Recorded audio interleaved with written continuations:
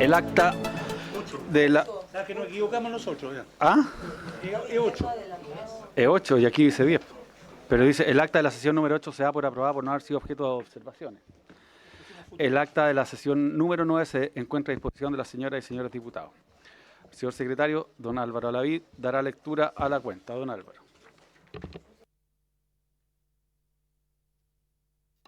Gracias, señor presidente. Se da cuenta de los siguientes documentos que han llegado a nuestra comisión.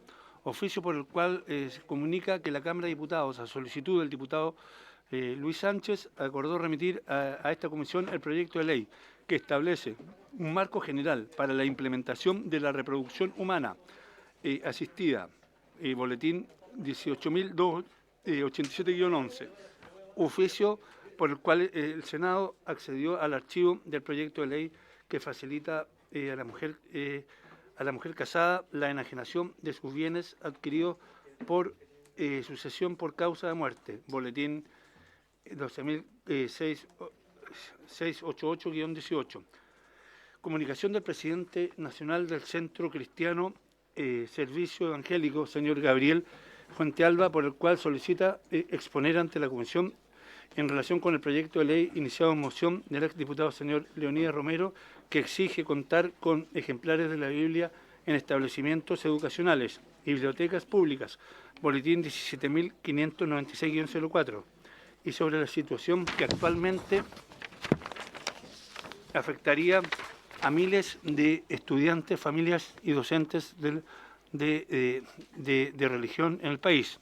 Correo electrónico por el cual se confirma la asistencia a la sesión de hoy del subsecretario de la Niñez, señor Marcelo Sánchez, quien asiste junto al asesor legislativo, señor Roberto Uruaga.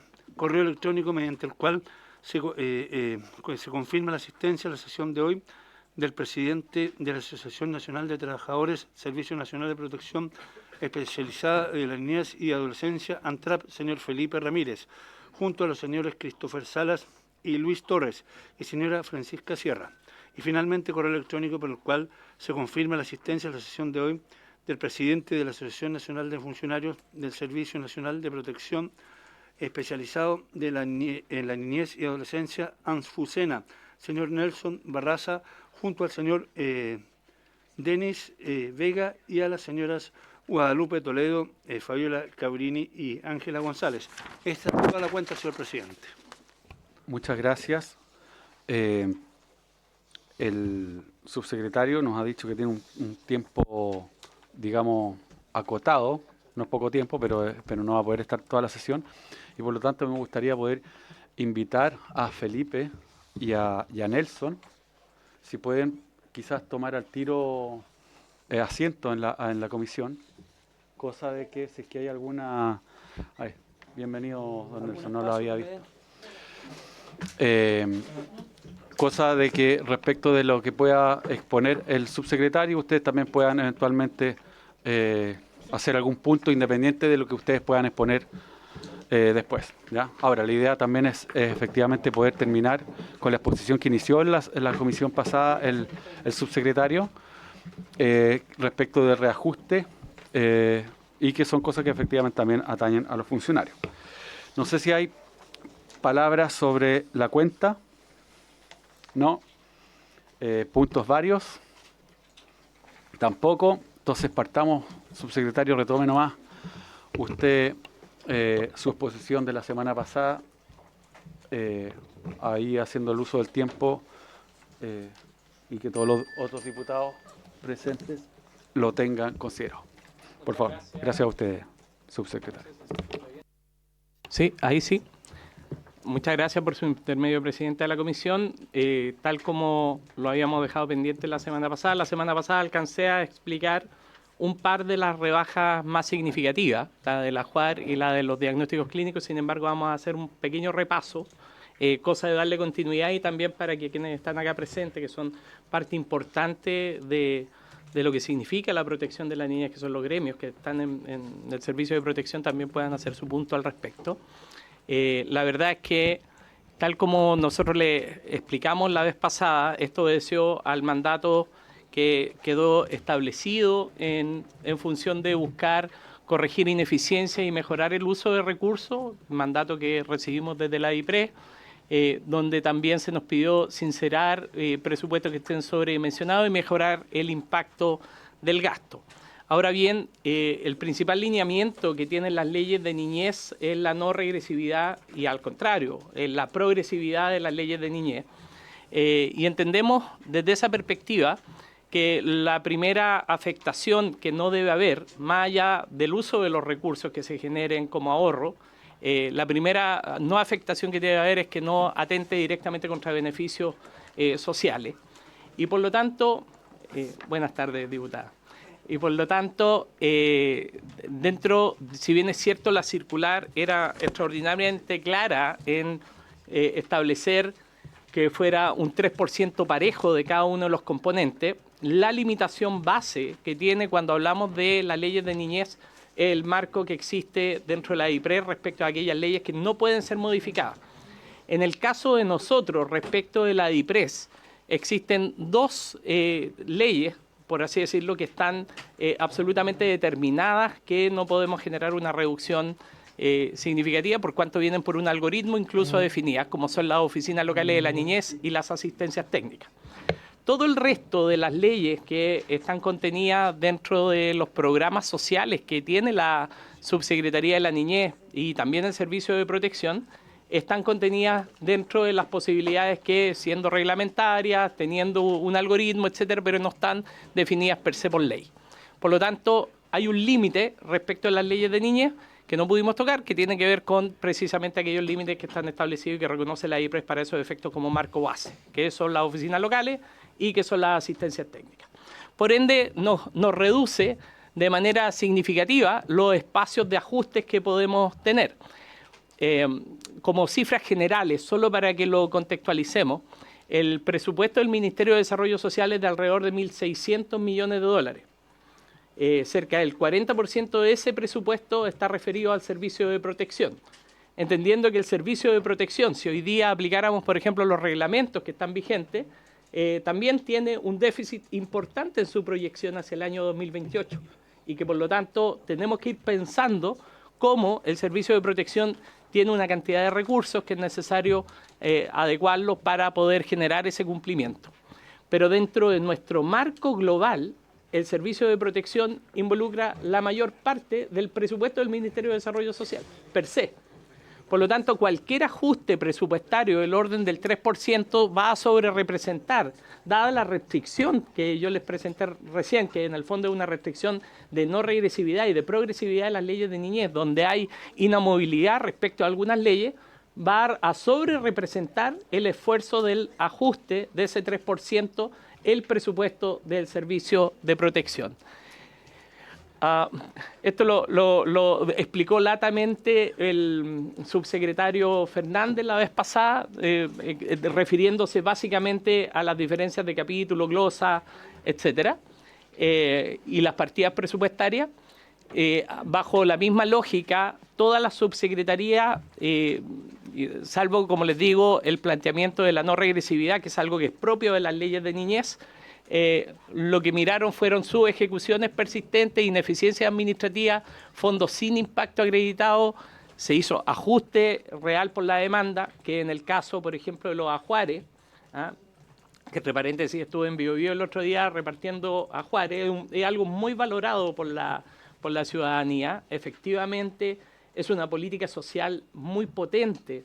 Sin embargo, en el caso de Biobío era distinto porque es un hospital de referencia que se fueron llenando desde las maternidades adyacentes que fueron disminuyendo, van a partos de mayor complejidad, pero menos partos. Entonces derivan finalmente en el hospital de Biobío, había mucha actividad, pero en las maternidades desde donde se derivaban habían bajado sistemáticamente.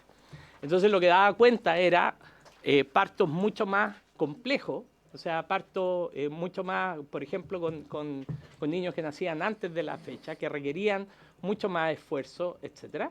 Pero evidentemente en el agregado nosotros vemos una caída sistemática. Ustedes ya saben que nosotros estamos marcando una tasa histórica de caída en las tasas de natalidad. Y por supuesto que cuando se definió esta ley, se definió al estándar que era en esa época, que era básicamente una tasa de recambio. Y lo que hemos afectado, sí, para estos efectos es solamente el stock de emergencia, no el stock corriente, que el stock corriente es básicamente el que uno tiene como cuenta corriente con la Cenabas, para estos efectos. Pero el stock de emergencia es el que uno mantiene para agilizar los procesos de entrega de los ajuares, que es más o menos de un mes, o sea, es completamente un mes. Que lo teníamos en 10.000, lo ajustamos en 7.800 y eso multiplicado por 12 da los 1.850 millones. Recordemos que el ajuar que se entrega son 2 ajuares y que ambos suman alrededor de 280.000 pesos, son de buena calidad. Son ajuares que promueven la estimulación, tienen también un periodo de tiempo importante de ropita para la guaguita durante 6 meses, tiene también una cuna con estimulación, entonces son de alto estándar y en el fondo, y acá también una salvedad importante, acá no se está modificando la calidad de lo que se está entregando, es la misma calidad, son los mismos productos, lo único que se afectó fue efectivamente el stock de emergencia. Ahora, sí, por supuesto. Lo que pasa que entiendo toda la explicación que da, pero no entiendo por qué se ajustó el stock de emergencia. Porque lo que le entiendo, que cuando usted dice se afectó, se redujo. Sí, claro. Y no es en un monto menor. No entiendo por qué se justifica esta rebaja. Sí. No lo entiendo. Esta rebaja se justifica porque si antes habíamos estado, cuando se inicia esta ley, del orden de los 10.000 mensuales, desde ya hace alrededor de 3 años, la caída por el tema de la natalidad. Sí, la caída se ajustó a 7.800 mensuales. Sí, ya, ahora entiendo. Eso es. ¿Cómo hubiese dicho natalidad? Se me apagó el micrófono. ¿Ahí está de nuevo? Ya. Perfecto. Voy a saltarme todo lo que presentó Alejandro Fernández para aprovechar el tiempo con los invitados que está acá. Perdón, déjeme ver. Acá estamos.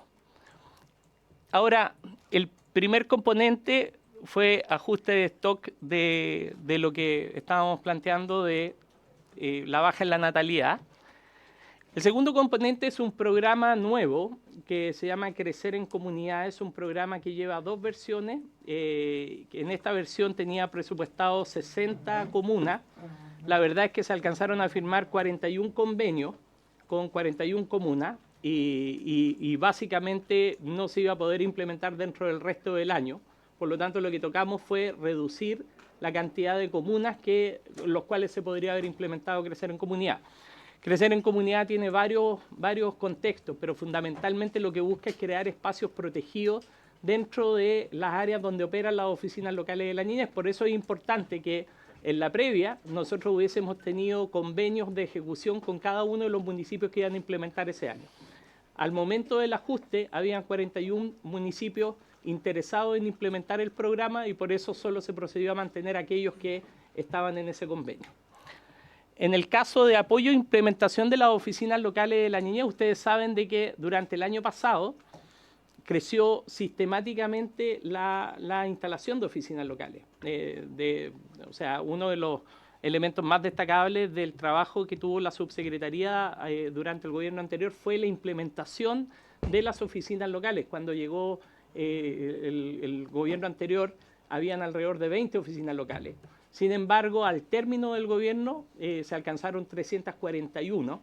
Nos quedan 4 por conveniar. De hecho, hay una que ya está en trámite, las otras 2 deberíamos nosotros de aquí a fin de año tener las 345, si no 344 ya resueltas. Por lo tanto, los fondos de implementación, que básicamente son capacitaciones, material, entrenamiento, no van a ser necesarios, dada la baja cantidad de oficinas locales que quedaban por implementar. Y en el caso de fundamentalmente los fondos de capacitación, que es lo que se emplea, que es soporte técnico para ello, va a ser entregado directamente por el personal de la subsecretaría, que es básicamente lo que hemos estado haciendo. Yo he estado recorriendo las oficinas locales para empezar a trabajar respecto de las normativas técnicas, respecto de los proyectos que estamos implementando, que son nuevas líneas de trabajo que vamos a tener para el próximo año, y que pretendemos reorganizar en términos de recursos para poder fortalecer las oficinas locales de la niñez con una oferta dosada, que hoy día no tienen, que tiene que ver en parentalidad y en apoyo a las habilidades socioemocionales. En conjunto con las oficinas locales estamos trabajando el tema de entornos digitales y la convocatoria también a familias de acogida. O sea, son todos temas que estamos aprovechando de generar también para hacer conocido el dispositivo. Hoy día las oficinas locales de la niñez atienden alrededor del 5% de los niños. Y nuestro objetivo es que lleguen a una masa significativa. El dispositivo hoy día actualmente, cuando fue costeado por la IPRES, fue costeado para 1.300.000 niños.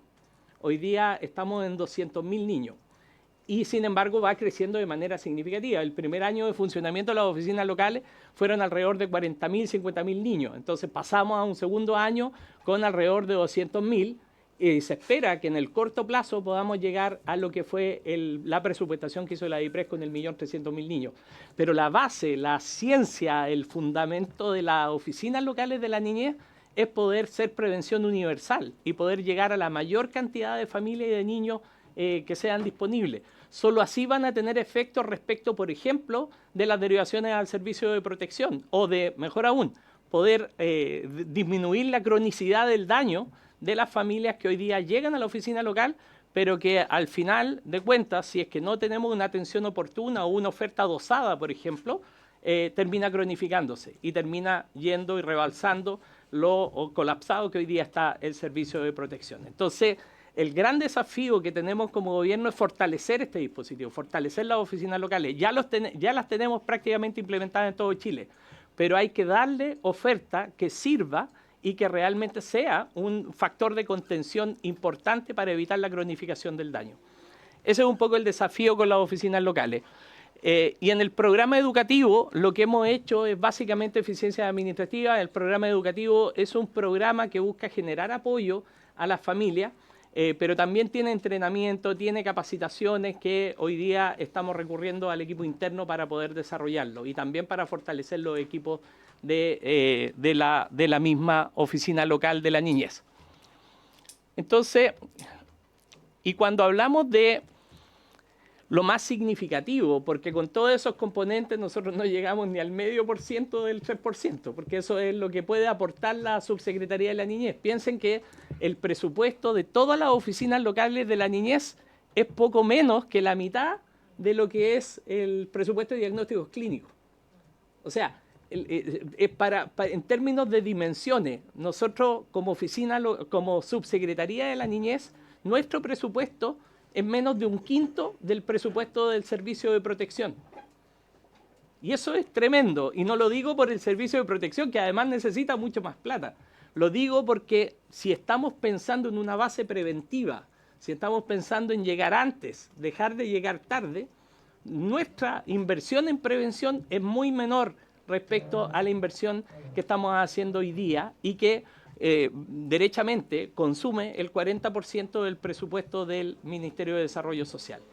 Que eso no significa sacarlo de aquí para llevarlo allá, porque claramente hoy día estamos en una crisis en el servicio de protección, en una profunda crisis en el sistema residencial, por ejemplo, en una profunda crisis en el sistema de cuidado ambulatorio, donde tenemos listas de espera que son históricas y que requieren más recursos, evidentemente.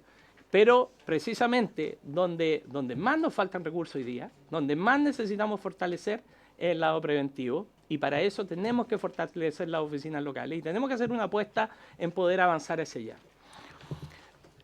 Solamente para explicarles lo que ha pasado con el diagnóstico clínico especializado. El diagnóstico clínico especializado se estableció por ley como la puerta de entrada al servicio de protección. Los jueces de familia deben usar el diagnóstico clínico especializado para generar una derivación. ¿Qué es lo que ha ido pasando conforme ha pasado el tiempo? Esa cifra de derivación con diagnóstico clínico especializado ha disminuido a menos del 50%. Y en la práctica, hoy día, ustedes pueden ver, por ejemplo, las derivaciones del Poder Judicial en enero de cada año. En enero del 2024 eran 8.300 y en enero del 2026 es prácticamente la mitad.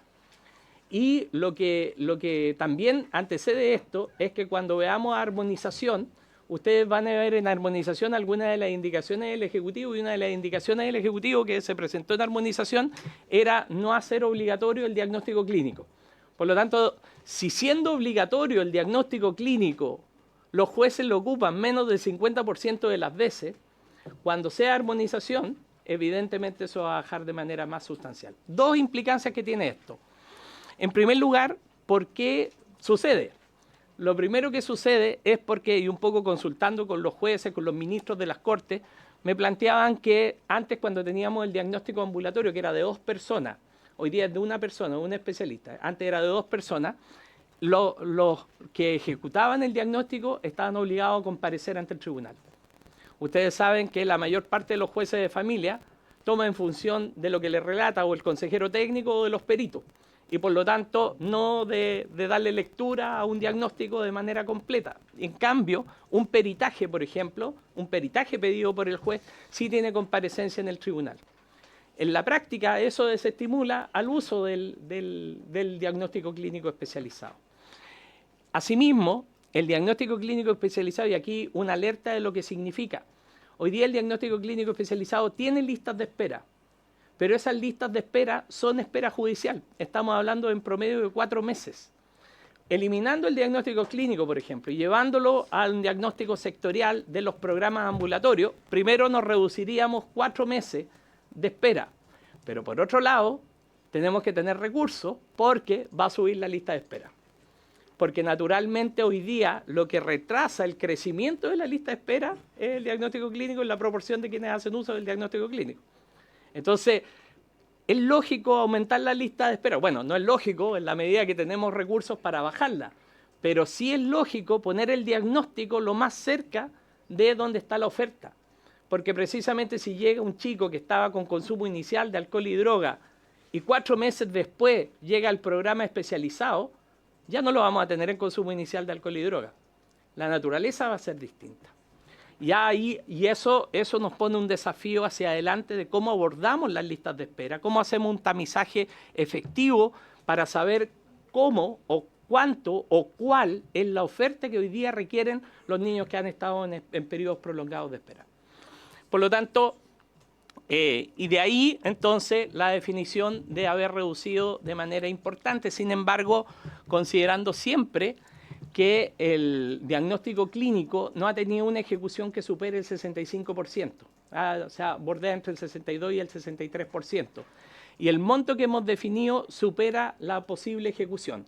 ¿Y por qué la supera? Porque siempre hay recursos de reasignación que son importantes, que hay que tener considerado y que muchas veces no se consideran dentro del presupuesto, como por ejemplo el 80 bis, que es un programa presupuestario que no tiene una expresión en la dirección de presupuesto porque como es variable, pero siempre funciona alrededor de 13.000 niños que llegan cada año vía 80 bis, que es la disposición que tienen los tribunales, y que finalmente, ¿qué es lo que hace el servicio?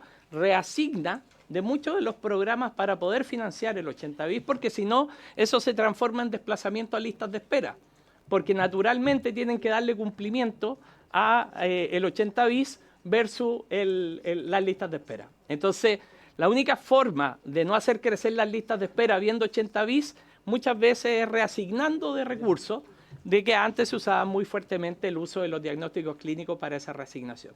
Pero que en ningún caso hoy día, además el diagnóstico clínico se ejecuta mensualmente, no es como los programas ambulatorios, si bien es cierto tiene una lista de espera, demora más o menos su ejecución 1 mes y medio.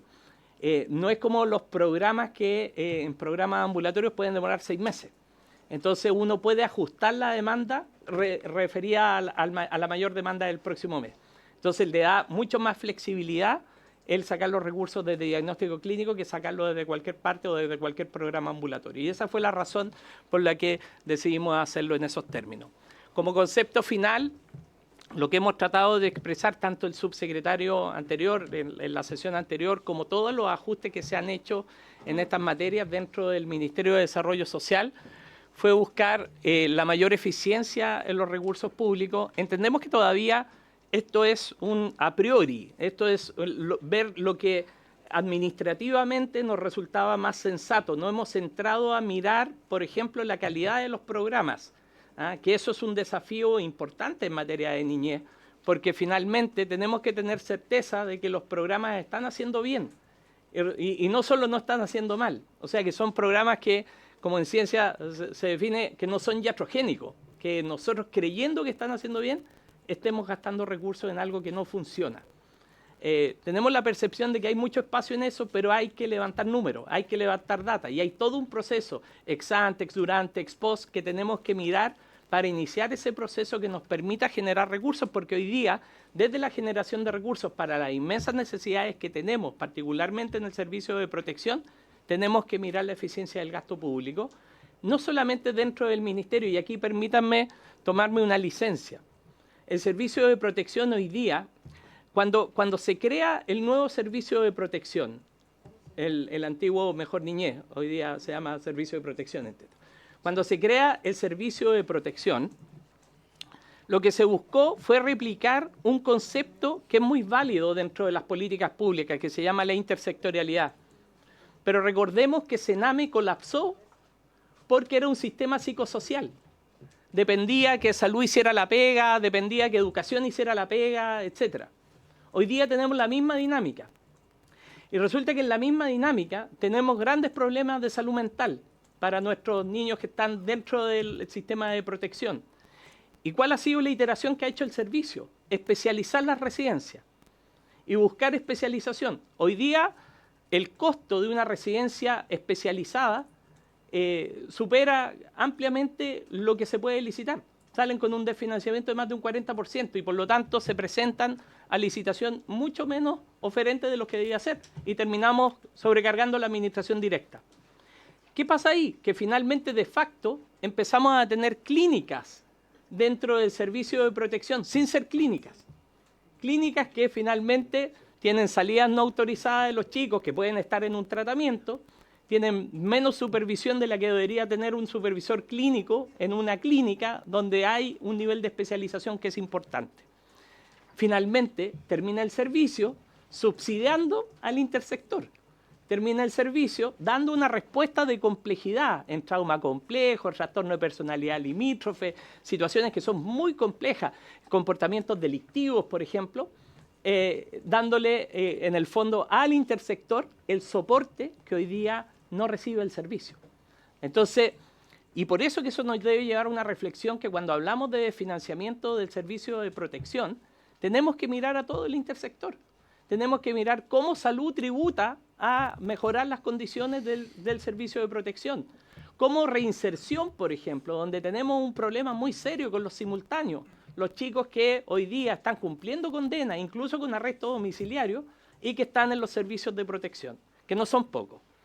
Y que estando en el servicio de protección tampoco le podemos dar un soporte adecuado porque el personal no tiene las capacidades, no han sido entrenados para trabajar con ese público objetivo, como sí lo ha sido entrenado, por ejemplo, el servicio de reinserción. O los niños que son inimputables, que en el año son más o menos 2.000 chicos que son inimputables, de los cuales una parte significativa llega al servicio de protección, pero llega invisibilizado porque llega por vulneración de derechos. Entonces, ¿cómo podemos nosotros trabajar con los niños inimputables sin una oferta adecuada? Y en ese contexto, efectivamente, tenemos residencias que hoy día están siendo golpeadas por los niveles de violencia, por la simultaneidad, por los inimputables, por la amenaza del crimen organizado, que son todos temas súper relevantes, que no los va a resolver la reasignación presupuestaria o incluso los recursos propios del ministerio, porque claramente los recursos propios del ministerio están muy limitados y comprometidos y dentro de lo que es el servicio de protección requieren de un aporte mucho más significativo y eso requiere del intersector. Y eso requiere de que el intersector también vuelva a cumplir su rol respecto de aquello que debiera ser el estándar de protección que está comprometido bajo la ley de garantía. Eso, presidente, por mi parte, estoy totalmente disponible a las consultas que tengan, si quieren también poder escuchar antes a los dirigentes y poder yo complementar con lo que ustedes quieran conocer. Muchas gracias, subsecretario. No sé si efectivamente hay preguntas. La diputada Parisi. Diputada Muñoz. ¿Ustedes quisieran aprovechar que está el subsecretario? Entonces vamos a anotarlo también, don Nelson, ¿cierto? ¿Sí? ¿Le gustaría? Bueno. Entonces vamos a hacer... diputada Parisi, tiene la palabra. Buenas tardes, por su término, presidente. Quiero saludar a todos los invitados y reconocer que es un agrado escucharlo, la forma tan clara que tiene usted, subsecretario, de presentar el problema. Ahora, es una pena. Es una pena porque desde que comencé a ser partícipe de esta comisión, seguimos viendo cifras que no bajan.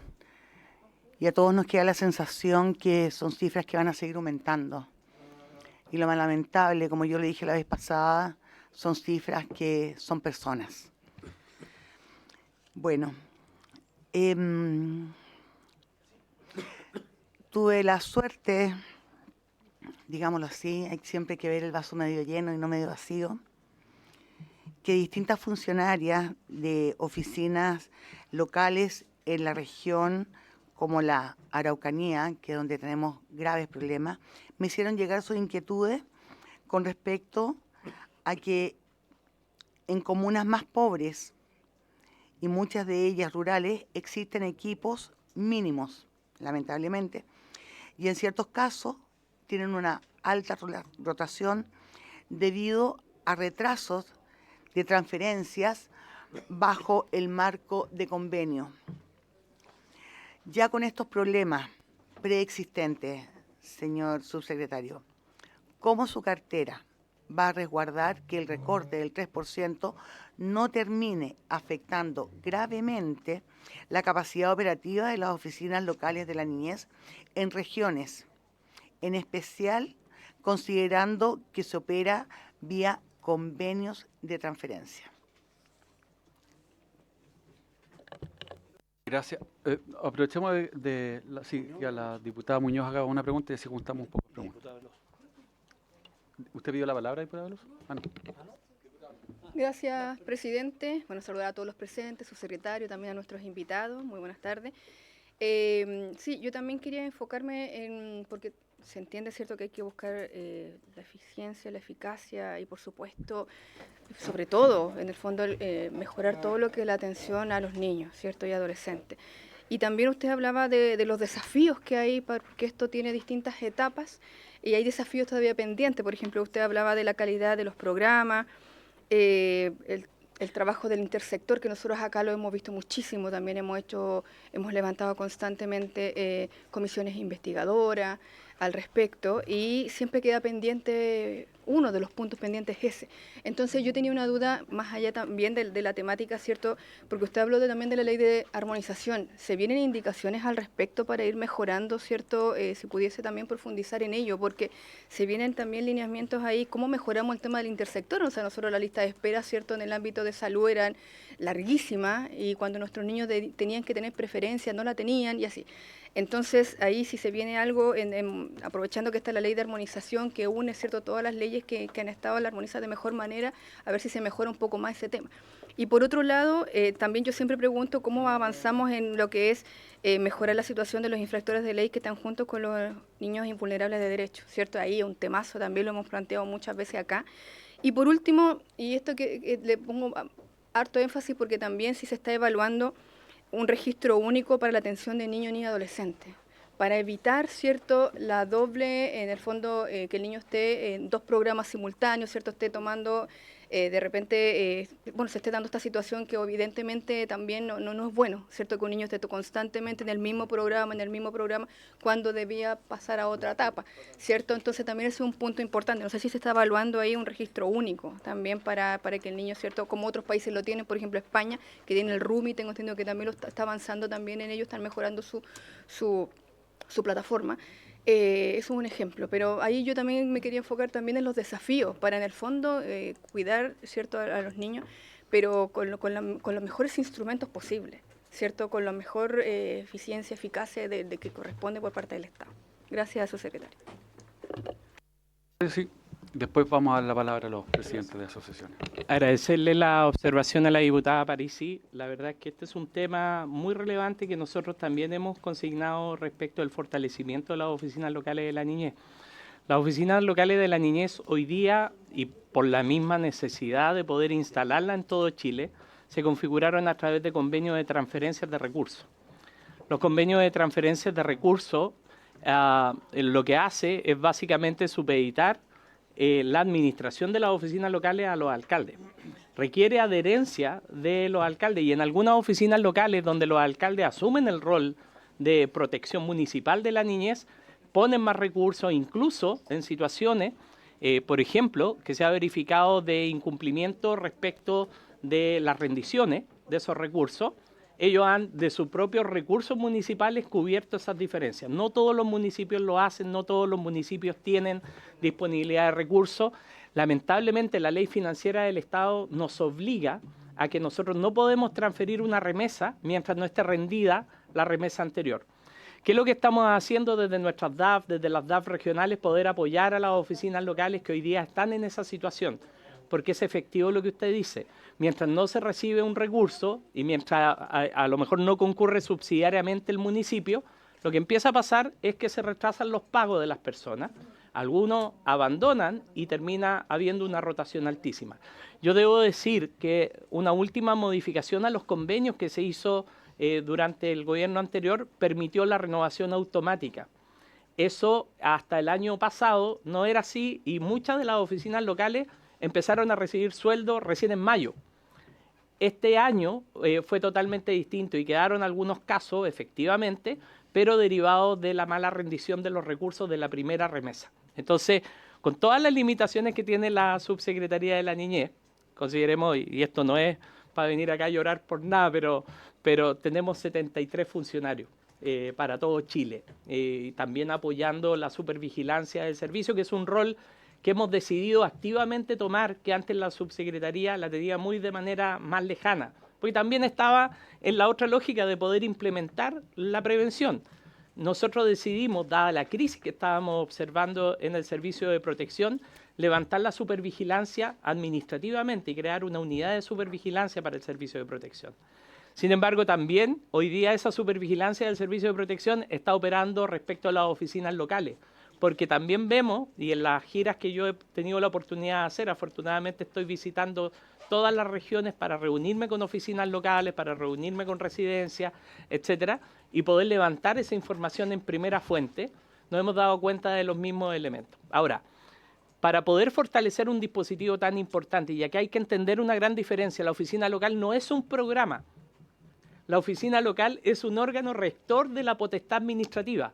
Eso es clave entenderlo, porque es como si nosotros dijéramos que hay que minimizar los jueces de policía local. Exactamente lo mismo. O sea, acá hay una potestad de protección a los niños que hay que trabajarla, pero que va a requerir tiempo de consolidación. Y una de las líneas de trabajo es poder mantener la responsabilidad administrativa. Hoy día, como son funcionarios honorarios, la responsabilidad administrativa queda en la Seremi de Servicios Sociales, ni siquiera de la Subsecretaría de la Niñez, porque los Seremi dependen de la Subsecretaría de Servicios Sociales. Entonces, las rendiciones de cuentas y todos esos elementos después pasan allá y desde allá pasan a la Subsecretaría. Eso tenemos que hacerlo de manera directa, pero eso requiere poder generar responsabilidad administrativa y esos son esfuerzos, son recursos, es DIPRE, tenemos que ir avanzando con gradualidad. Pero este camino está en marcha, nosotros creemos en el fortalecimiento y desde esa perspectiva vamos a seguir trabajando.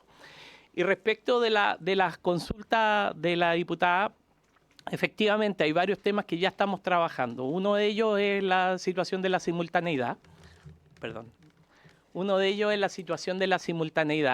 Nosotros hemos reactivado la mesa de simultaneidad con el servicio de reinserción. ¿Para qué? Básicamente no solamente para dar cuenta de la situación que hoy día tenemos, gran parte de la simultaneidad está en administración directa, más que en residencia. Sin embargo, el mayor componente de simultaneidad está ahí y requerimos soporte técnico del servicio de reinserción, que es algo que vamos a estar trabajando para que le dé soporte técnico a los lugares donde hay simultaneidad. Pero adicionalmente, y un poco parte de la negociación que nosotros queremos hacer hacia adelante con las mejoras en las residencias especializadas, es tener residencias especializadas en conflicto con la justicia, en jóvenes en conflicto con la justicia, de tal manera de generar una segregación de los simultáneos a ese tipo de residencia donde van a recibir las disposiciones de protección, que son las que siempre tenemos que mantener, porque estas no son residencias de reinserción, son residencias de protección. y el poder avanzar en ese sentido. Por supuesto que hay muchos desafíos, estamos pensando en eso, estamos pensando en la explotación sexual, estamos pensando en la amenaza del crimen organizado y son todos temas que están dentro de la agenda. Perdón. Presidente, no sé si hay más consultas, pero si la hay, me están llamando de la otra comisión. Yo tengo ahora en este minuto la comisión también de Ciencia y Tecnología. Sin embargo, como siempre, yo estoy disponible a venir todas las veces que ustedes nos pidan que vengamos, así que es cuestión de que lo coordinemos con tiempo y también estoy disponible a contestar todos los oficios que así sean pertinentes. Bien, pues muchas gracias. Muchas gracias. Muchas gracias, subsecretario. Aquí ya han sido varios que han dicho que su exposición ha sido muy clara, por lo tanto se agradece, una, su disposición siempre, y dos, efectivamente su claridad en un tema que es bastante complejo. ¿No alcanza a ¿cómo se llama?, a contestar las preguntas de los... No sé si tienen alguna... Bueno, yo sé que ustedes trabajan... Tenemos una mesa de trabajo y Sí. estamos disponibles también para seguir conversando, pero sin perjuicio de eso, de las observaciones o presentaciones que hagan acá, totalmente disponible también a responder vía oficio lo que ustedes quieran. Así que, o venir presencialmente, si Sí. ustedes me invitan yo vengo siempre. Muchas gracias, Muchas subsecretario. gracias. Bien. Siguiendo con este punto,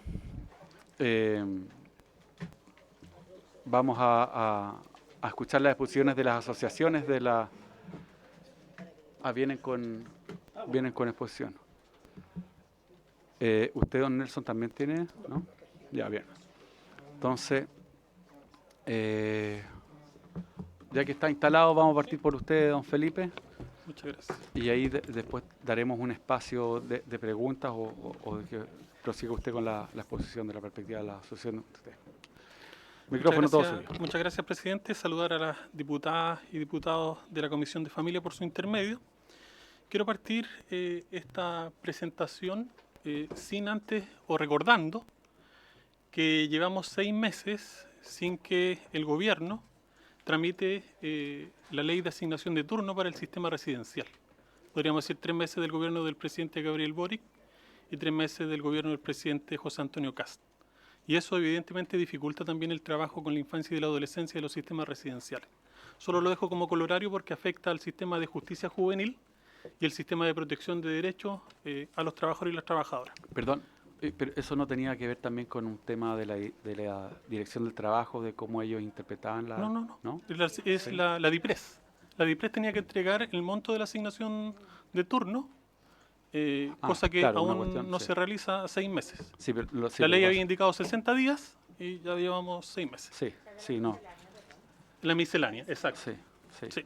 Solo quería partir con Sí. eso porque nos afecta a 2 servicios que trabajan con la infancia y la adolescencia vulnerada.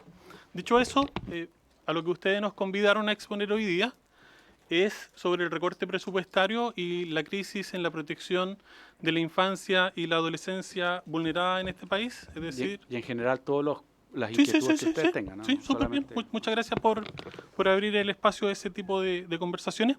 Y por lo tanto, nuestro análisis son de las brechas estructurales que afectan la garantía de la protección de derechos de niños, niñas y adolescentes de este país. Un poco recordando lo que decía el subsecretario y porque hace una semana atrás compartimos él presentando y nosotros interrumpiendo las presentaciones de los presentadores en un libro que era bastante interesante, Ideas País, donde se presentó la crisis estructural del servicio, donde el subsecretario dice el antiguo CENAME, refiriéndose evidentemente al Servicio Nacional de Menores, y el nuevo CENAME, refiriéndose al Servicio de Protección Especializada. Eso yo creo que es la visión que muchos mantienen con respecto al servicio de protección. ¿Por qué? Porque no hemos sido capaces de instalar, por ejemplo, en la línea DSE, cosa que hablaba el subsecretario, las pericias, el componente pericias, y sin embargo se ha estado sacando recursos, el 1,9%, 1,8% de ese subfactor. Quiero recordar que nuestro servicio en el año 2021, cuando inició, empezó con una población atendida de 11.546 niños, niñas y adolescentes. Ese era nuestro público total. Después, en el año 11.546 niños, niñas y adolescentes era el público total del servicio de protección. Después, a diciembre del 2022, subimos a 85.000 niños, niñas y adolescentes. A diciembre del 2023 subimos a 105.000 niños.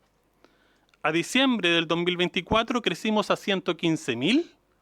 Y a octubre del 2025 crecimos a 123.747 niños, niñas y adolescentes. Es decir, hemos tenido un aumento sostenido de ingresos, de casos atendidos mensualmente o anualmente, y por lo tanto no hemos crecido así también en la capacidad operativa del servicio. Tenemos un crecimiento que ya está, digamos, en una meseta, pero no obstante nuestro sistema no ha sido capaz de absorber la demanda del sistema. Ahora, lo que más nos duele como sistema y que nos debería doler como sociedad son los más de 66.000 niños, niñas y adolescentes que se encuentran esperando por la atención, es decir, que permanecen en lista de espera. Son 66.352 niños y adolescentes que se encuentran en lista de espera, pero además tenemos lo que el gobierno ha tirado como línea de trabajo y que nos parece pertinente, que nosotros saludamos, son los más de 705 lactantes o menores de 3 años que están viviendo en sistemas residenciales y que entendemos que están reforzando lo que es la familia de acogida y que nosotros, reitero, saludamos el esfuerzo que está haciendo el Ejecutivo. No obstante, sabemos las limitaciones de las familias que están postulando a ser familias de acogida. Recordando también, y que esto no lo mencionó el subsecretario, que al 2024, estos son datos del 2024, teníamos un 47% de las residencias, tanto de organismos colaboradores acreditados como de las residencias de vida familiar, con sobreocupación. Quiero reiterar, cuando partió este servicio, era un servicio, el nombre lo dice, de protección especializado, con un componente de calidad. Y que eso nos iba a diferenciar de los grandes sistemas residenciales que eran los CREAT. Los CREAT se cerraron básicamente porque eran grandes sistemas residenciales que no entregaban el componente de calidad, diferenciación, atención particular a los niños, niñas y adolescentes. Y tenemos, ¿puedes cambiar a la anterior, por favor? Y tenemos al 2024, estas son las jurisdicciones de los tribunales de familia. Voy a dar el ejemplo de Iquique, de la diputada Naranjo.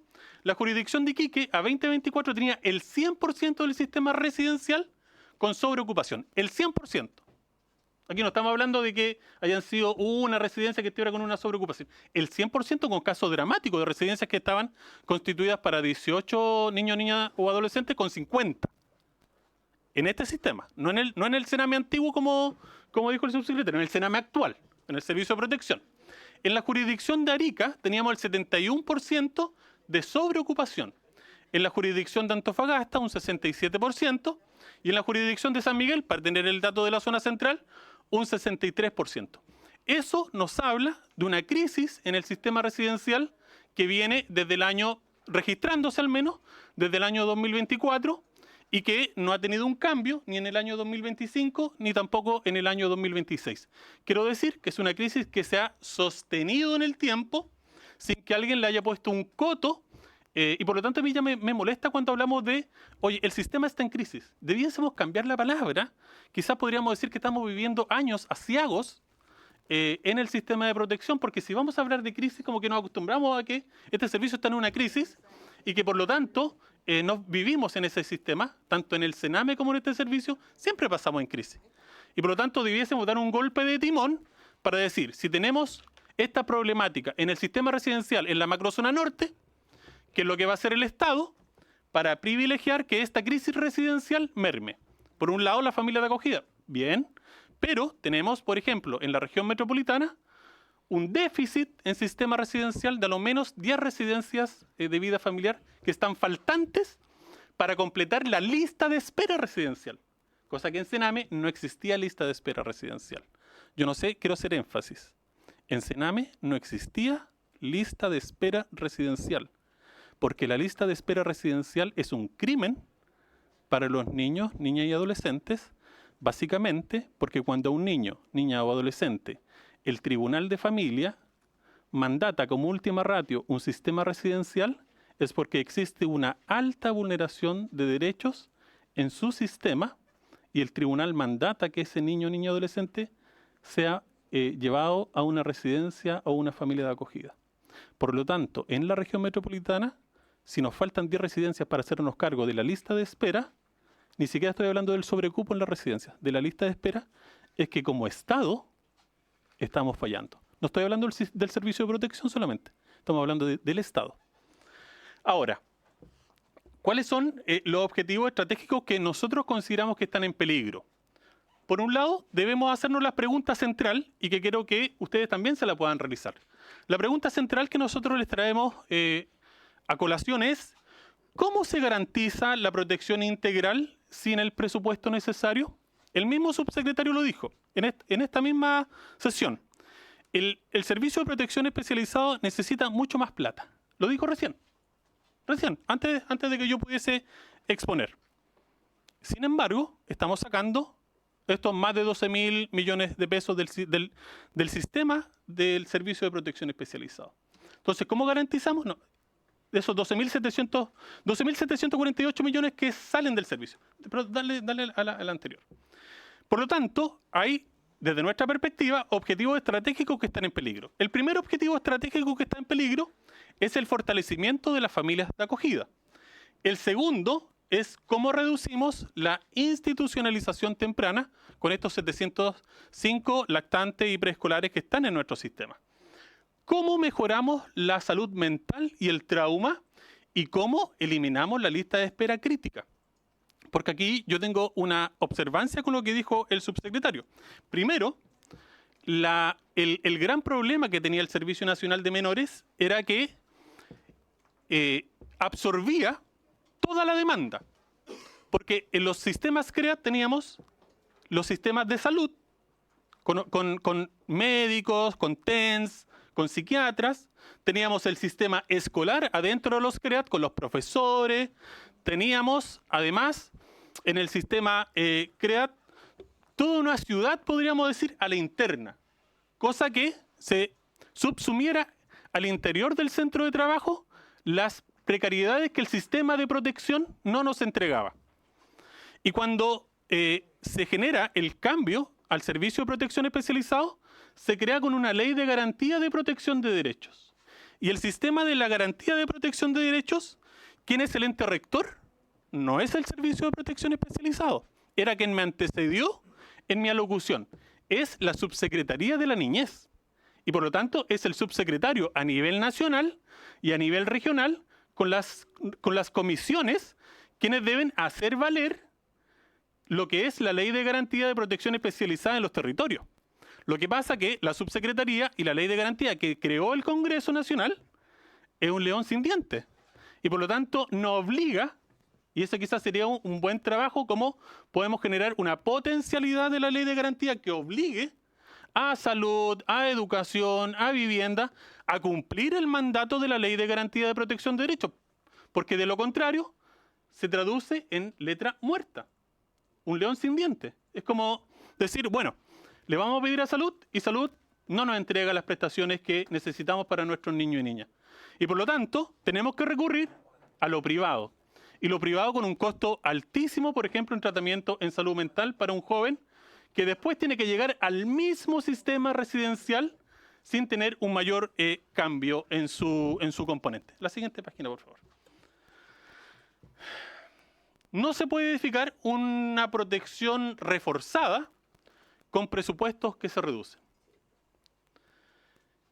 La Defensoría de la Niñez, en el informe que saca en el año 2026 de este año, dice claramente: existe una brecha fundamental entre el diseño arquitectónico de un sistema de protección reforzada y su construcción real.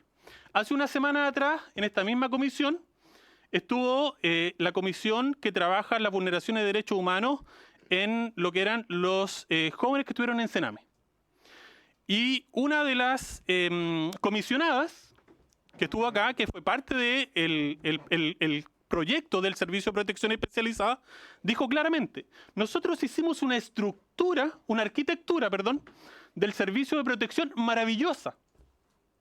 Sí, pues es distinto la arquitectura cuando un arquitecto edifica un edificio a cómo se realiza. Y lamentablemente la estructura no se condice con lo real que es el sistema de garantía de protección de derechos. Y por lo tanto, esas fallas que hemos podido visibilizar 2021, 2022, 2023, 2024, 2025 y 2026 no han tenido el correlato de mejora para optimizar el trabajo con los niños, niñas y adolescentes. Por lo tanto, tenemos una imposibilidad de profesionalizar y ampliar la familia de acogida y los FAES. Tenemos una incapacidad de reducir el 47% de los sobrecupos residenciales actuales. Y tenemos un congelamiento de la capacidad de respuesta ante nuevas demandas. Ahora, aquí viene lo interesante para nosotros, la anterior, Francisca. Con los 12.748 millones de pesos que se reducen del servicio, que en el propio presidente José Antonio Kast, en sus promesas de campaña, dijo algo súper distinto. El presidente José Antonio Kast dijo que él no iba a reducir, él iba a reconducir los presupuestos del servicio. Iba a redireccionar el presupuesto del sistema.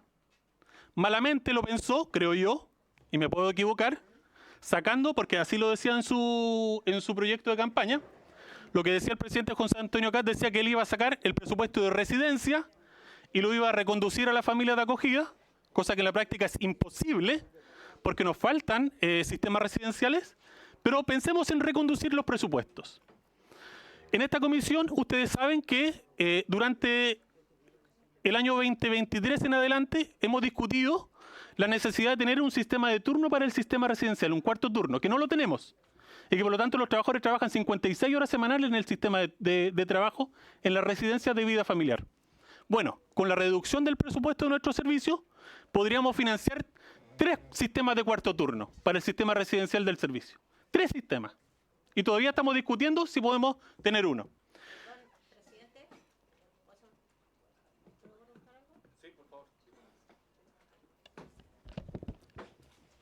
Presidente, al presidente. Usted nos está diciendo que con las reducciones actuales podríamos resolver la demanda de ustedes de tanto tiempo del cuarto turno de 3 maneras distintas, con la reducción que se está haciendo.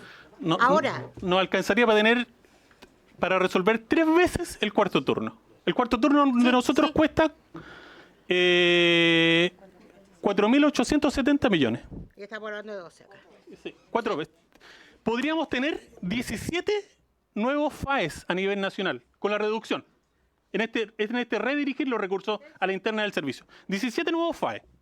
Podríamos tener 38 nuevos PRM, porque hay una lista de espera en los PRM importantísima. Lo que hablaban acá, porque después llegamos tarde, cuando los niños, niñas, adolescentes, digamos, no le entregamos la atención oportuna. Podríamos tener 36 nuevas residencias para hacernos cargo de la lista de espera residencial y hacernos cargo del sobrecupo residencial. Esa es la magnitud del recorte presupuestario en el servicio. Por eso yo hablo y me hago cargo de lo que el mismo presidente José Antonio Kast dijo. Aquí hay que redirigir los recursos del servicio de protección especializado. En ningún momento el presidente José Antonio Kast dijo que había que sacar los recursos del sistema de protección y del servicio de protección especializada. Siempre habló de redirigir. Ahora, sin equipos protegidos, evidentemente no hay protección especializada. Y eso ustedes lo deben tener más que claro. Sin equipos protegidos no hay protección efectiva. Por lo tanto, y esto es materia conocida por la Comisión de Familia, porque lo hemos hablado latamente, tenemos un incremento de la agresión a los trabajadores en dispositivos críticos, tenemos una sobrecarga extrema asociados a casos de alta complejidad. La ausencia de un sistema de cuarto turno para el área residencial se suma a la ausencia de asignación de turno en cuanto esta ley estaba creada desde enero del 2026, con lo que empecé yo esta conversación, lo cual nos parece complejo, problemático, porque ese trabajador que se enferma por las agresiones deja de percibir aproximadamente 400.000 pesos mensuales. ¿Cómo vive ese trabajador? Que a través de una licencia de la mutualidad se le hacen descuentos en su planilla mensual. Y existe evidentemente una falta de reconocimiento a que este trabajo es un trabajo pesado. Y por lo tanto, la estabilidad laboral, que es la base fundamental para la calidad de la intervención, se ve mermada por todo lo que le indiqué anteriormente. Ahora, esta es una crisis que evidentemente se va a agravar Y las consecuencias las vamos a palpar en los próximos meses, en los próximos años. ¿Por qué? Porque ya tenemos un aumento del 122% de homicidios por armas de fuego en niños, niñas y adolescentes. Del 2000 al 2024 han crecido un 122%. Tenemos el 47% de aumento en explotación sexual digital. Tenemos cerca de un 200% de aumento de explotación sexual comercial infantil. Que los datos están y los datos son aberrantes. Porque además no tenemos en todas las regiones programas de explotación sexual comercial infantil. Y somos un servicio especializado.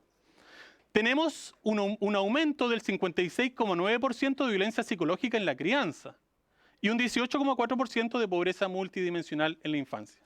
Entonces, cuando el Estado reduce la inversión, es cuando la violencia más se acelera. No son datos nuestros, son datos objetivos que ustedes los pueden buscar. Por lo tanto, el costo social exponencial de este abandono va a redundar en educación, en un aumento en la deserción escolar, en un rezago educativo y en un trabajo infantil forzado. En justicia se van a incrementar los costos en seguridad pública y la judicialización penal a largo plazo. En salud mental vamos a tener una profundización en traumas no tratados y mayor presión sobre el sistema de salud adulto y un aumento de las tasas de autolesión y suicidio en la población adolescente. La siguiente, por favor. Ahora, ¿cuál es nuestra propuesta para la Comisión de Familia? Porque no solo venimos a mostrar una realidad que nos afecta como sistema. Reitero, no solo hablo por el servicio de protección, hablo por el sistema de protección. Nuestra propuesta en políticas de cuidado es una matriz nacional de riesgo por residencia. Es imposible que tengamos un proceso de residencias, por ejemplo, con un presupuesto anual. Nosotros siempre, y somos unos convencidos, de los que los presupuestos debiesen ser plurianuales. Un presupuesto que sea a 2 años. Porque de esa forma se le entrega estabilidad a los sistemas residenciales de los organismos colaboradores acreditados, que representan más del 80% del sistema residencial en el país. Que tengamos a nivel de política de cuidado un registro tipificado y obligatorio de equipos de crisis. Que tengamos un sistema de cuarto turno para el área residencial. Esa es justicia social para los trabajadores de la infancia y de la adolescencia. Que exista un sistema de cuarto turno que les permita conciliar la vida laboral con la vida familiar.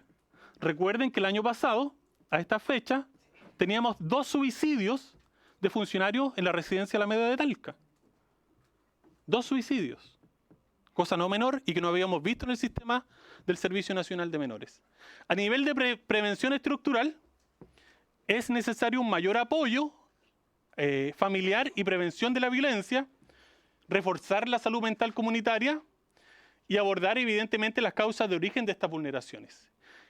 Reforzar la intervención con dotación de dispositivos críticos, con cupos especializados en salud mental, que son escasísimos, y garantías para el trabajo pesado en residencia. Y evidentemente generar nuevas garantías con participación real de los niños, niñas y adolescentes en la toma de decisiones, con respuestas pertinentes a realidades dinámicas y con transparencia en la ejecución presupuestaria. La siguiente.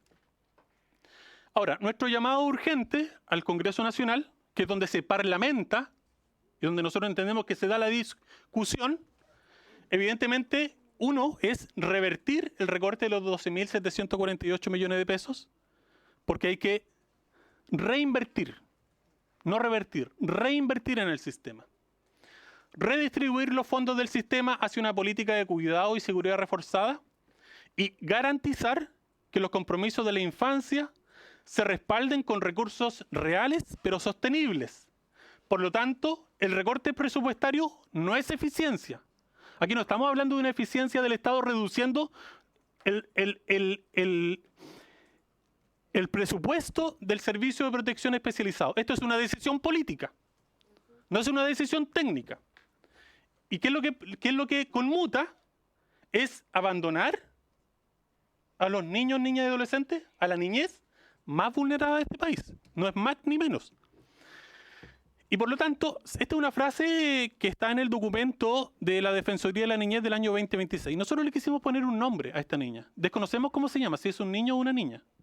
Sabemos que es de Arica. Pero le pusimos Rosita. Dice Rosita, a veces los adultos nos usan como objetos y siento miedo que después nos ocupen para sus malas decisiones. Y eso evidentemente nos llama a una reflexión potente. ¿Por qué?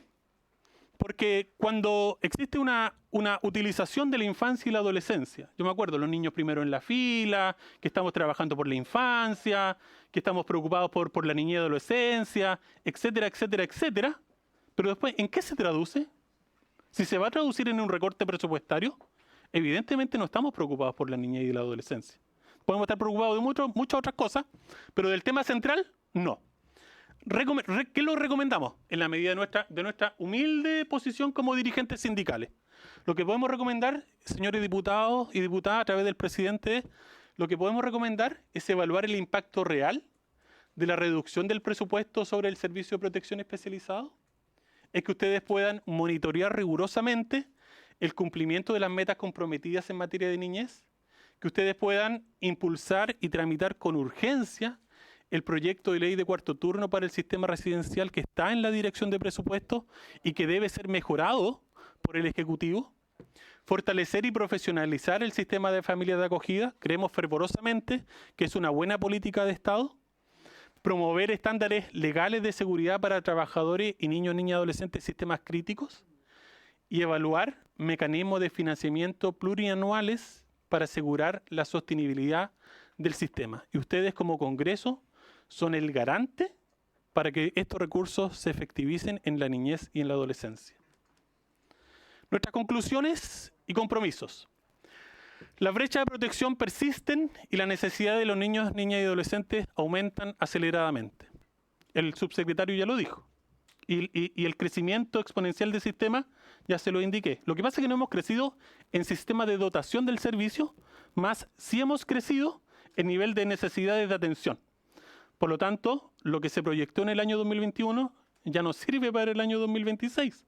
Y estamos funcionando con una lógica de servicio del año del 2021. Fortalecer la protección exige recursos y equipos suficientes, no recortes por eficiencia fiscal. Recuerdo el concepto de protección reforzada. Cuando hablamos de protección reforzada, y la misma ley de garantía de protección de derechos lo indica, y cuando se habla de protección reforzada es que el Estado debe invertir hasta el máximo de los recursos. Así lo establece la ley. Y por lo tanto, sacar recursos del sistema de protección evidentemente no es precisamente el máximo de los recursos. La reducción de recursos impacta directamente en la capacidad de respuesta del Estado y el financiamiento debe ser coherente con las obligaciones internacionales de derechos humanos. La política de protección, con esto terminamos, no es un gasto, debe ser una inversión. Y como inversión, creemos necesario que ustedes como Comisión de Familia puedan estar, y agradecemos este espacio, pero puedan estar con el pensamiento que le hemos dejado como ANTRAP de la preocupación máxima, de que este recorte va a impactar fuerte, porque ustedes pueden decir los DCE estaban subejecutados, pero recuerden que hay muchos tribunales que se están saltando la línea de DCE y están derivando directamente los proyectos. El subsecretario indicó que había lista de espera en los DCE, evidentemente hay lista de espera, porque sin lista de espera, él mismo los dijo, no se pueden financiar. Y ahí también estamos hablando de cómo se están financiando nuestros propios sistemas de protección. Así que muchas gracias, estamos atentos a cualquier consulta, cualquier sugerencia, y muchas gracias por la invitación, presidente.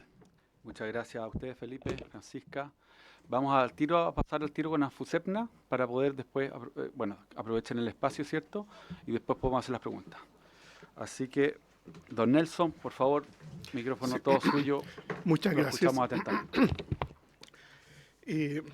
Tomando parte de la presentación realizada por los compañeros de ANTRAP, creemos también muy importante la aceleración de lo que corresponde a la tramitación de esta ley de cuarto turno, que hoy día efectivamente está en DIPRES, fue desprovista en la última propuesta de elementos fundamentales como es el trabajo pesado, considerando que en el sistema residencial el envejecimiento es un dato objetivo y verificable por el desgaste propio de este tipo de actividad. Por lo tanto, es fundamental que esto, digamos, sea incorporado como política de Estado, y además el bono compensatorio por las horas que no se van a ejecutar o trabajar efectivamente.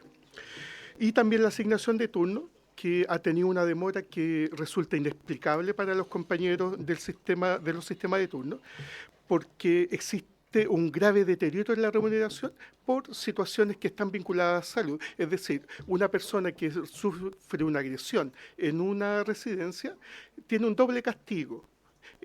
Por un lado, esta agresión, y por el otro lado, un perjuicio grave en su remuneración. Lo mismo pasa si una persona tiene una enfermedad catastrófica o de alto costo. Se ve su remuneración mermada y sin ningún tipo de compensación estatal. Esto a propósito de este dictamen de la Contraloría que eliminó el pago promedio, lo que es un atentado grave contra el funcionamiento del sistema residencial. Quisiera entrar en materia complementariamente a lo que han planteado los compañeros, que me parece súper importante para esta discusión en el ámbito público y político, y digamos también de la ciudadanía. En nuestro sistema y en nuestro servicio específicamente existe un grave problema en lo que es el diseño institucional. Una institución que fue estructurada para enfrentar una realidad que, de acuerdo a lo que nosotros percibimos hoy día, no fue adecuadamente leída. Y hoy día estamos con una lógica interventiva que no logra dar cuenta de las problemáticas sociales hoy día existentes, y que de la institucionalidad, tanto de servicio como de Estado, quedamos absolutamente cortos, y vemos con mucha tristeza, con mucho agobio, cómo seguimos vulnerando los derechos de los niños, niñas y adolescentes bajo protección estatal en sus distintas ramas. Y en esto, el problema de diseño que vemos en el servicio y que también tiene que ver con la dotación de los distintos equipos, también se da en los, digamos, dispositivos, en la línea interventiva, y vemos que en este sistema proteccional, en lo ambulatorio, efectivamente se observan que hay subatención en algunos tipos de proyectos, en algunas líneas, y en otras hay sobreatención, lo que tiene que ver con la falta de sensibilidad respecto de las realidades territoriales, ¿ya? Eso genera, en términos, digamos, económicos, una irracionalidad administrativa, pero lo más grave es el impacto que tiene sobre los procesos reparativos. En lo que se refiere al cuidado alternativo, es decir, lo residencial y lo no residencial, y específicamente si ahondamos en el tema de la residencia, vemos que estos dispositivos efectivamente hoy día han fracasado como sistema. Y esto es una constatación que da cuenta de una situación muy grave. ¿Por qué? Porque el servicio hoy día tiene certeza de que esto no funciona. Y las señales han sido repetidas e insistidas por ambas asociaciones, ¿ya? Sin embargo, no hay una corrección. Necesitamos dispositivos especializados para abordar a aquellos niños y jóvenes con trayectoria delictual. Necesitamos, muchas gracias, dispositivos especializados para lo que es el abordaje de la explotación sexual, para las necesidades especiales que se requiere cuando hay dificultades de salud mental, y dejar de gastar cifras millonarias en lo que son estas clínicas privadas, donde no hay certeza de que haya un resultado, sino más bien todo lo contrario. También respecto del policonsumo, tenemos que en un mismo espacio residencial conviven niños y jóvenes de distintos rangos etarios, lo que es grave. ¿Por qué? Porque hay un modelaje. Y si hay un niño mayor con trayectoria delictual o en explotación sexual, lo más probable es que termine influyendo o determinando la trayectoria vital de aquellos niños y jóvenes de menor edad. Tenemos graves problemas en lo que es la preparación para la vida independiente. Y hoy día creo que es una de las grandes deudas, porque nos encontramos con muchos equipos que están agobiados por niños mayores o jóvenes mayores de edad, que efectivamente están con grave daño, que generan graves descompensaciones, generando mucha inseguridad respecto a los funcionarios, y los equipos hoy día no tienen la capacidad de abordar estas problemáticas, no por desinterés, no por falta de capacidad intrínseca de los equipos profesionales, sino por el diseño de estos dispositivos. Y aquí insistimos, se necesitan dispositivos especializados para abordar cada una de estas características o necesidades de atención. Y aquí, hasta el momento, no ha habido respuesta ni del servicio ni del Estado. ¿Para qué decir, digamos, la intersectorialidad? En el sistema alternativo no residencial, es decir, lo que se refiere a familia de acogida, aquí también vemos un fracaso hoy día, con lo que hoy día está instalado, porque no logra dar respuesta a la necesidad de desinternación. A pesar que existe este proyecto que es muy interesante de crecer en familia, sin embargo, se necesita un cambio de mirada, es decir, volvemos al tema del diseño institucional de las líneas interventivas. No puede seguir digamos, insistiéndose en sistema, en propuesta, en metodología y en una cosmovisión que hoy día no da respuesta a estas necesidades de intervención. Y hoy día, una de las propuestas a las cuales nosotros estamos adhiriendo es la profesionalización de la familia de acogida, lo que implica inyectar más recursos. Y desde ahí compartimos también con los compañeros que una reducción de recursos no es la vía, todo lo contrario, necesitamos inyección de recursos, pero bajo esta nueva mirada, es decir, necesitamos una transformación integral del sistema proteccional en nuestro país. Si eso no, digamos, avanza, estamos condenados como Estado y como servicio a seguir vulnerando derechos de manera grave. Hoy día se está haciendo insostenible.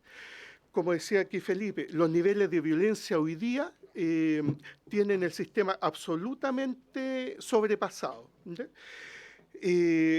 Entrando ya en terreno respecto a los DCE, esta reducción de los 12.700 y fracción millones, en un modelo que fue diseñado, en teoría funcionaba muy bien, en la práctica ha sido un total fracaso. Hoy día, 2/3 de los programas DCE está en una situación de fragilidad entre media y alta, es decir, de riesgo, ¿ya?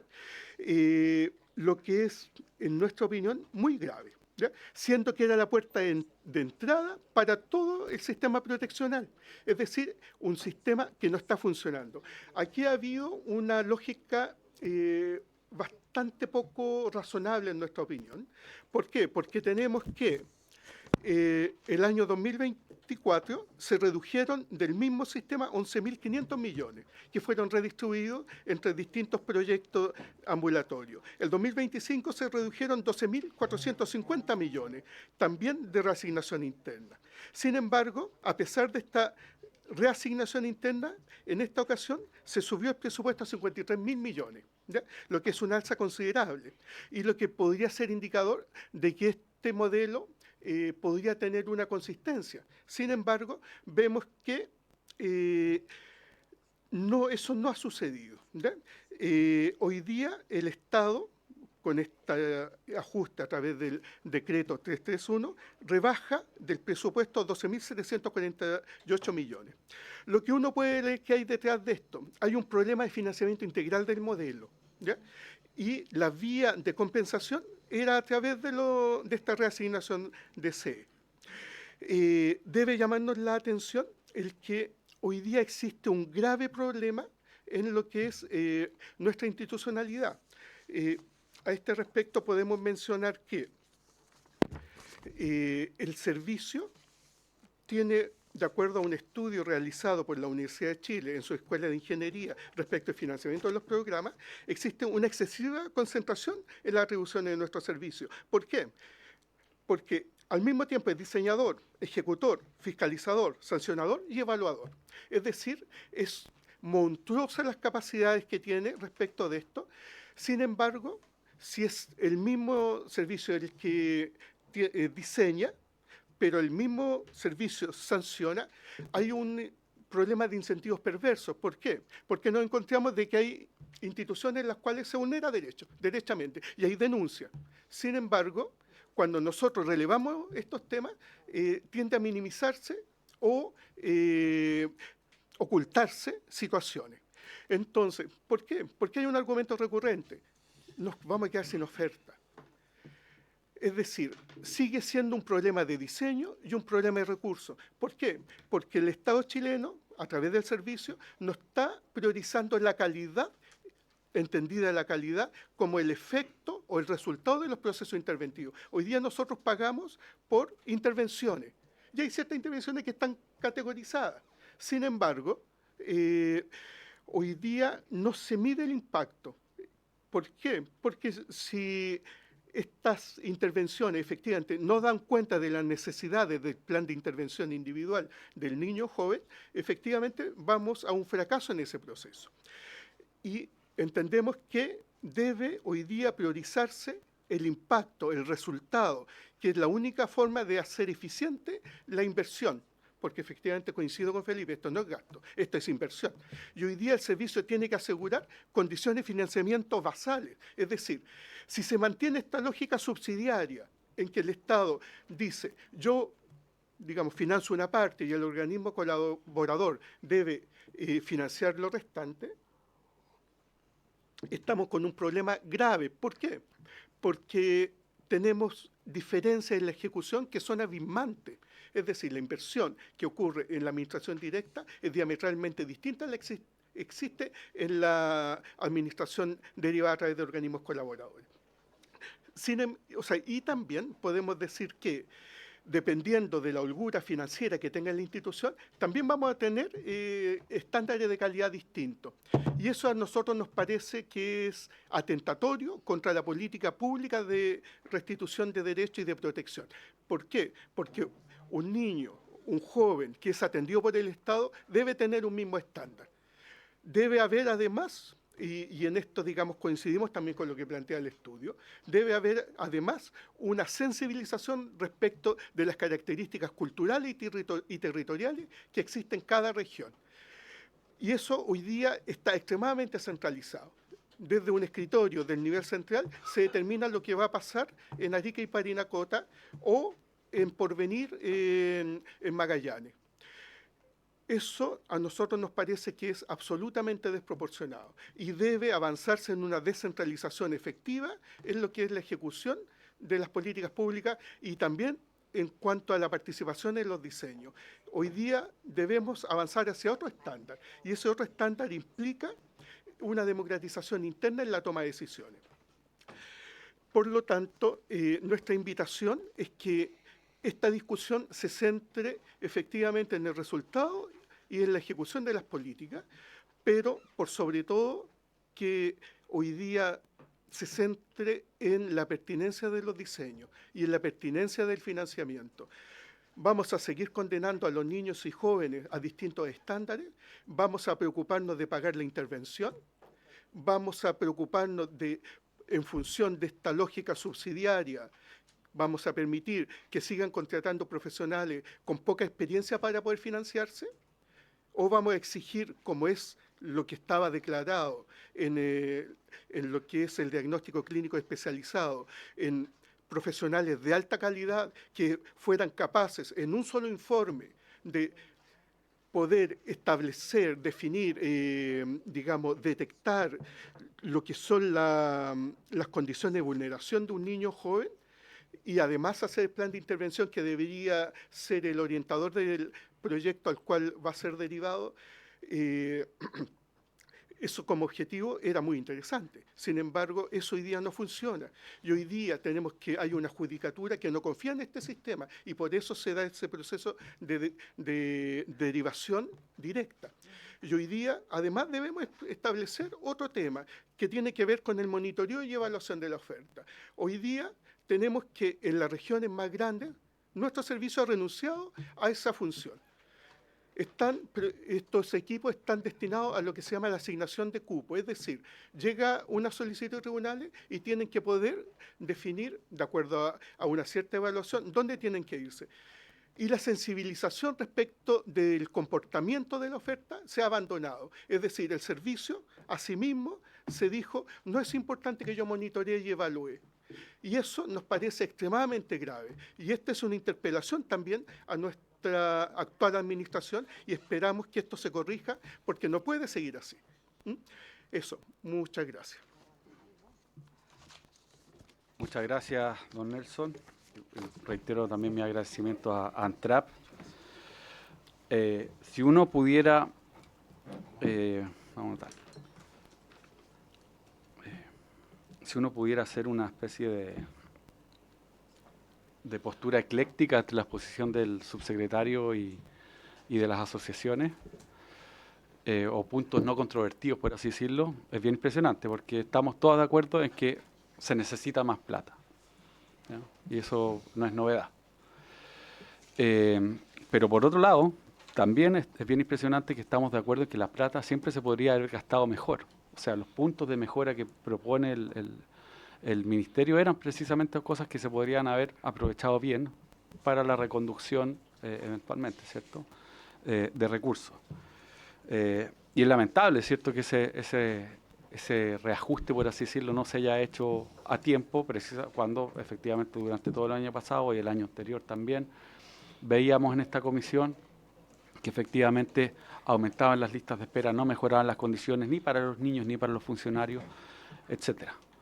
Y hoy día, claro, está en discusión todo el cambio de paradigma, y todo cambio de paradigma, por cierto, también implica costos, ¿ah? Las familias de acogida, pero por otro lado una lista de espera presionando, ¿cierto?, para niños que necesitan de atención. Y con la situación país eso no se pueda, digamos, concretar con la urgencia que requiere. Diputada Pizarro me había pedido la palabra. Y Celedón. Y diputado Celedón, diputado... ¿Tú me sí. Diputado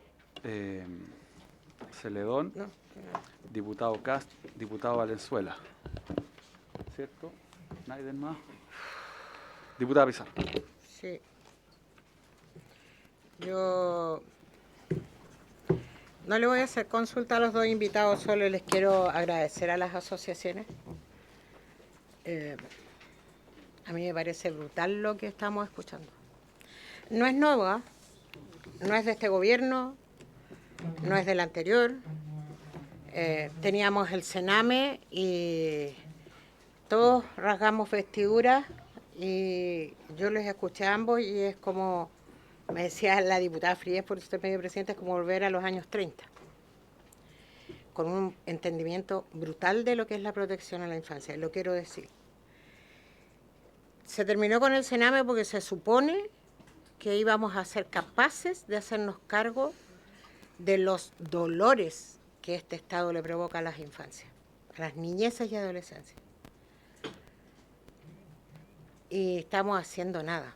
Yo acá, no lo contaron los invitados, pero traje el caso de incluso ya habían llegado el crimen organizado a las residencias y se habían enfrentado afuera con los funcionarios. Yo, presidente, tengo hartas cosas anotadas, pero yo quiero pedir y apelo, porque si no me va a parecer muy triste y lo quiero decir de verdad, que las intervenciones salgan con intereses políticos y no de lo que yo siempre lo digo. Yo el periodo pasado era de parte del gobierno y nadie puede decir que no fui lo necesariamente crítica, porque en este tema nos basta con sufrir.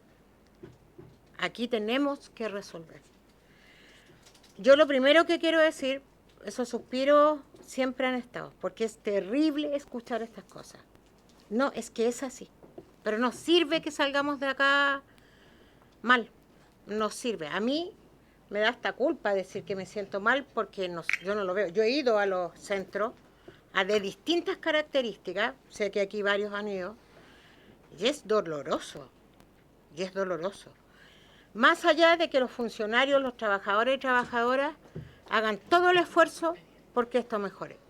Yo lamento mucho que no estén las autoridades, lo lamento con la vida. Porque más allá del gobierno voy a decir algo que lo dije el periodo pasado, por eso tengo la estatura de decirlo acá porque lo dije el periodo pasado. Nosotros entregamos como comisión una propuesta. En ella yo voy a repetir lo mismo que dije. Si el Estado sigue pensando que para estos temas hay que calcular cuánta chaucha, perdón, le van a dar, no nos va a resolver el tema. El tema de la nula atención psiquiátrica para nuestros niñas, niños, y digo nuestro porque no es de la boca para afuera, nos tenemos que hacer cargo, niños, niñas y adolescentes, es mucho recurso. Me acuerdo que alguna vez un invitado dijo, hay que hacer una clínica psiquiátrica a lo mejor del Estado, y eso es mucha plata. ¿Y cuánto se gasta en una de esas terapias que ni siquiera sabemos si es la gente indicada? Y después rasgamos vestidura con la delincuencia. Y decimos la delincuencia, que nos están... La delincuencia es por estos niñitos y niñitas que hoy día les pegamos a cada rato una bofetada como Estado, ¿no ustedes? Como Estado. Entonces yo pido que lo primero de esta visita sea una declaratoria y que yo espero que todas y todos estemos de acuerdo. Aquí hay propuestas concretas de reconducción de los recursos. Sea la primera propuesta de esta comisión y no el recorte que se está haciendo. Reconducción de los recursos. Mira que dice, por eso lo pregunté, el cuarto turno siempre, yo sé, no me digan que roga gasto fiscal, no estoy diciendo que nos metamos en eso. Estoy diciendo que fijemos una posición como Comisión de Familia. Y el que no la fija, la verdad, bueno, yo pienso así, creo no debiese estar en esta comisión. Porque aquí no es el gobierno al cual uno pertenece. No es. Son estas niñitas, niñitos y adolescentes que si uno piensa un segundo en ellas, de verdad, qué terrible vida que tienen. Mira, tenemos problemas con las casas de acogida, tenemos problemas con el sistema de protección, tenemos problemas con el tema de, ¿cómo se llaman las familias de acogida? Con las casas. Tenemos problemas con los niños y niñas menores de 3 años, guaguas. Tenemos problemas con que los trabajadores y trabajadoras no dan más. No dan más. Tenemos una miscelánea que lo único que basta es decir cómo se van a liberar esos recursos y nadie lo hace. Ni el gobierno mío, ni el gobierno de ustedes. A nadie le interesan los niños y niñas. Yo pido que redireccionemos los recursos. Pido que exijamos que se vea nuestra propuesta. Y pido que de manera clara, en una mesa con los trabajadores, avancemos junto al gobierno ahora de una propuesta para abordar este tema. Si hay me interesa un comino que el gobierno se va a llevar las flores. Lo digo de verdad. Pero me interesa que las niñas, niños y adolescentes resuelvan su tema. De verdad lo resuelvan. Ni siquiera voy a criticar, que me interesa, de verdad. Es que es lo mismo que el periodo pasado. Es lo mismo, y el presidente usted lo sabe, y el anterior, ¿ya hasta cuándo? ¿Ya hasta cuándo? ¿Sabe que un control de la delincuencia es esto? Ya que a algunos les gusta tanto hablar de delincuencia, a mí no me gusta ni siquiera la palabra, porque creo que se aleja de la realidad de lo que es. Si queremos construir una sociedad más sana, entre otras cosas, hagámonos cargo de estas niñas, niños y adolescentes. O sea, un poquito de humanidad tenemos que tener. Entonces yo, a lo mejor, hay propuestas bien claras y yo pido que las tomemos. No es nada aberrante, es pensando en niñas, niños y adolescentes. Por favor les pido que lo primero que hagamos, pidamos que el recorte no ocurra y se redireccionen esos recursos y que todas firmemos y todos esa solicitud en participación del director del Servicio de Protección, son 2 asociaciones, nosotros le damos 3, no equivocamos. Las 2 asociaciones, y si quieren alguno de nosotros supervisando, a mí esa parte me da lo mismo, pero sí me interesa que ese recorte no se ocurra. Es tanta plata que ellos tienen propuestas concretas de dónde redireccionarla. O sea, se pueden construir 30 y tantos centros, 36 centros. Resolvemos el problema del cuarto turno con el 35% de ese monto. Entonces, se pueden hacer cosas. La falta, claro. Entonces, o sea, podemos hacer cosas. Podemos, mira, el que sea. Yo ni siquiera voy a pelear quién. Pero hagámonos cargo de esos niñitos. Porque si no, mira, yo quiero decir que esta comisión es la que a mí más me importa. Y el presidente lo sabe. No hay otra. Y yo deseo que todos lo piensen así. Es la más fundamental para este país. No así. O sea, llegó a los centros hace años, perdón que me extienda, pero los que son nuevos tengo que decírselo, y los venimos escuchando hace rato. Llegó hace años la explotación sexual infantil a estos centros. Años. Y no decimos nada, lo vimos muchas veces, gracias. Y ahora llegó no sé si se llaman mexicanas. Entonces lo único que falta es que el tipo conductor del narco sea uno de los... Claro. Entonces pido de verdad que la primera solicitud y exigencia sea esa. Y la segunda, que veamos que en nuestra propuesta, que algunas tienen proyectos de ley, pero resolvamos el tema de la atención psiquiátrica, de la atención de, ¿cómo se llama?, de las adicciones, de muchas cosas que estos niñitos, niñitas y adolescentes, no es que sean malos, es que como sociedad hemos fracasado de una manera vergonzosa. Entonces es lo que se me ocurre, tenemos una propuesta nosotros, que la hicimos, o sea, ojalá seamos capaces de eso, de verdad lo digo, porque si no, somos todos unos hipócritas, y perdón que lo diga así, presidente, pero si no, no sirve de nada. De verdad no sirve. Y usted sabe. Gracias, diputada. Agua porque me dio pena. Gracias, diputada. A ver, efectivamente, yo puedo dar fe de que particularmente el subsecretario Sánchez está trabajando en las propuestas que nosotros le entregamos ahora, a principio de año, en marzo, ¿ya? Y la está usando como base, y hay algunas que están más avanzadas que otras, pero se está usando eso y eso es muy bienvenido. Ahora, yo quería aprovechar su intervención para pedir un acuerdo de oficio respecto de en qué está la implementación del tema del cuarto turno, que están viendo eso, lo que se ha hablado aquí, de la ley miscelánea. ¿Acuerdo? Acordado, secretario. Perdón, ¿y podemos pedir el acuerdo de la no reducción? Es un oficio. Es que eso es entrar a... Por eso yo quería separar el tema del cuarto turno a la ministra de Desarrollo Social y al subsecretario, me imagino, no sé. Pero, presidente, igual nosotros algunos vamos a oficiar. ¿Por qué no consultamos si están todos y si logramos oficiar sobre un tema que no es malo? ¿Qué cuesta? Es que no es malo, Nosotros lo que pasa es que... prestamos, siempre nos dispusimos, periodo pasado. Sí, lo que pasa,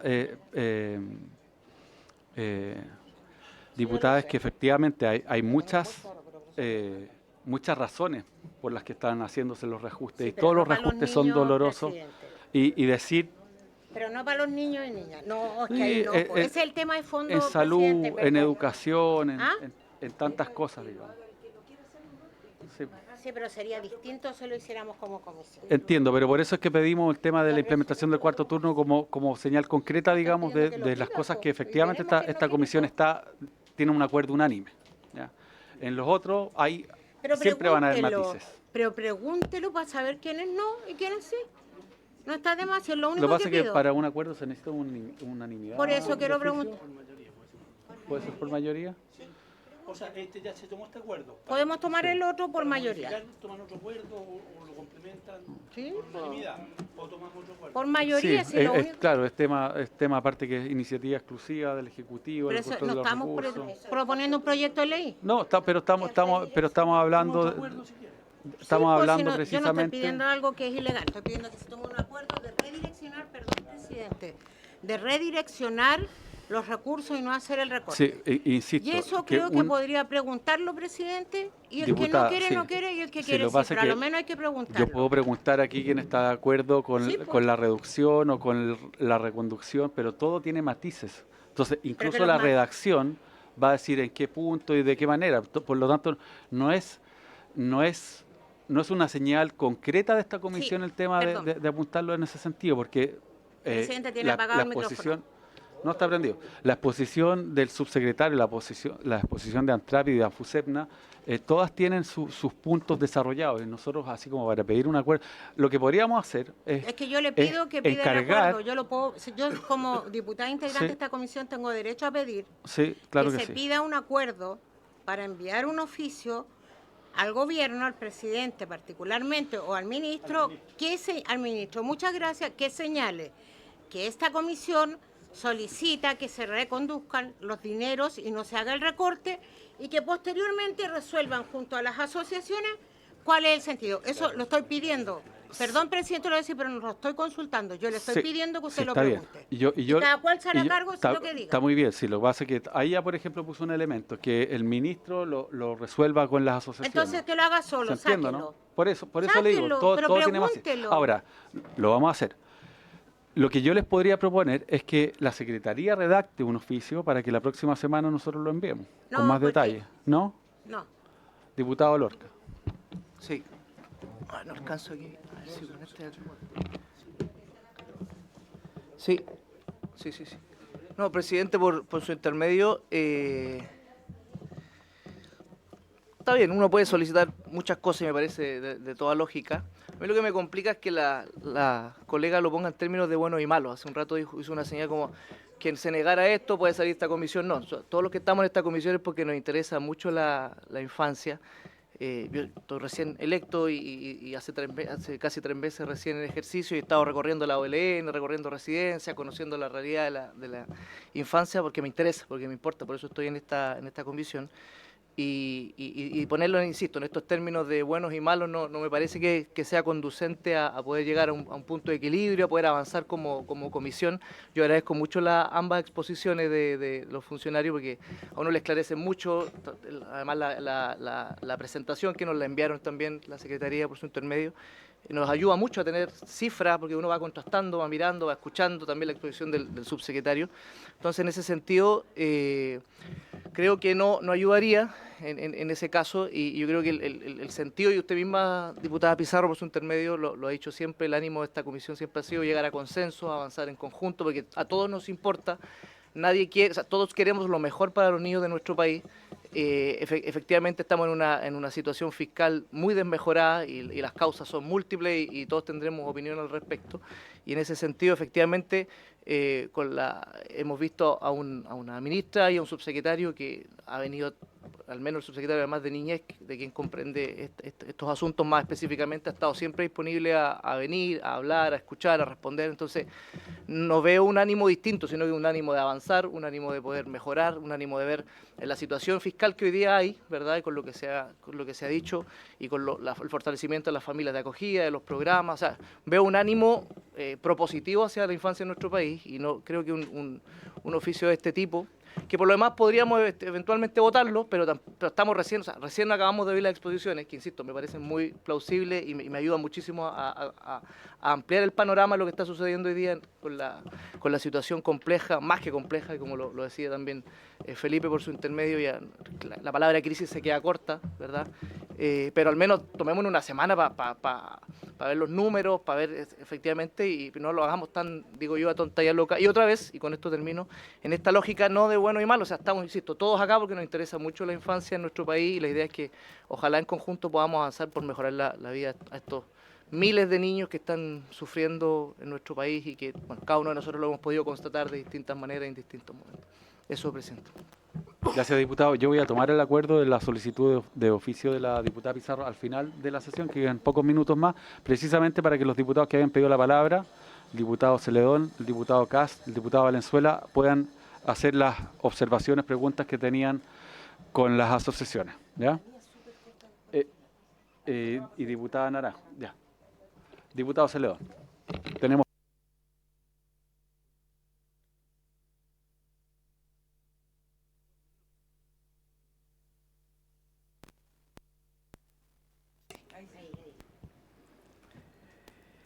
Yo encuentro todo esto demasiado dramático, digamos, ¿no?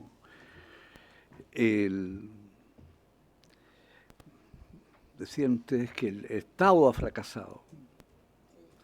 Yo creo que mucho antes que el Estado es la sociedad. Por ejemplo, aquí leo cifras de ANCRAP y de esta mesa por la niñez. Por ejemplo, 327 niños recién nacidos entran al sistema de protección. 327, o sea, abandonados, niños que son abandonados. Aquí escuchamos diariamente la información de que en Chile ha bajado la natalidad de manera asombrosa, digamos. que en 1938 no vamos a tener mano de obra propia con estos índices de natalidad.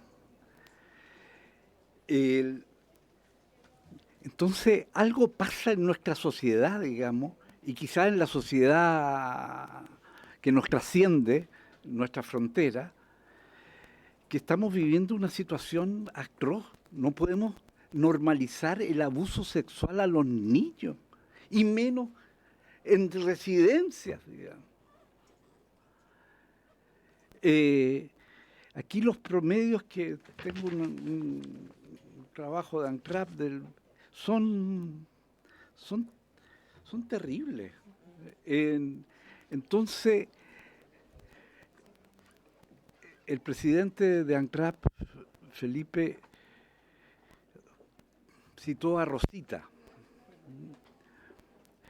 Yo creo que nos hace mucha falta y necesidad de escuchar a más Rosita, a nosotros como parlamentarios.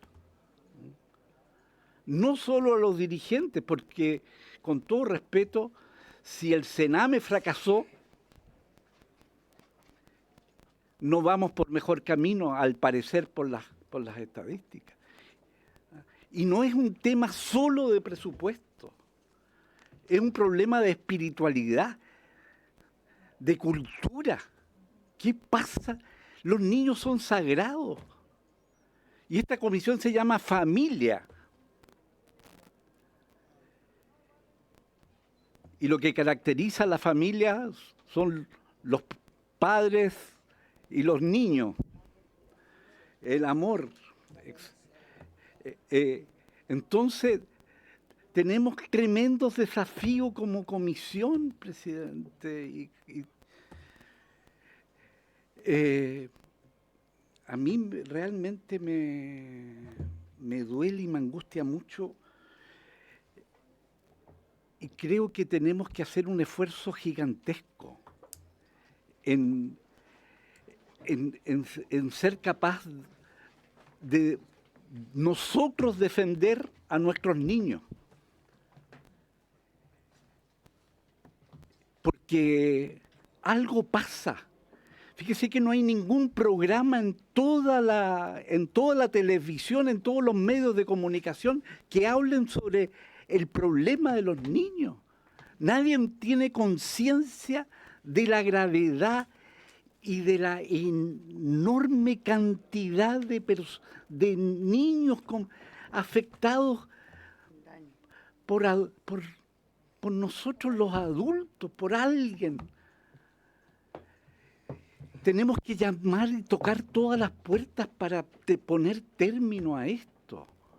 Tenemos que tener conciencia como sociedad que estamos fracasando en lo fundamental, como país, como nación.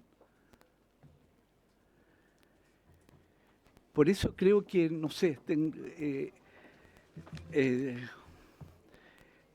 creo que nuestra obligación de fiscalización nos debe obligar a definir un programa que como comisión bajemos, tengamos conocimiento concreto, porque según la información, las residencias en un 40% desaparecieron.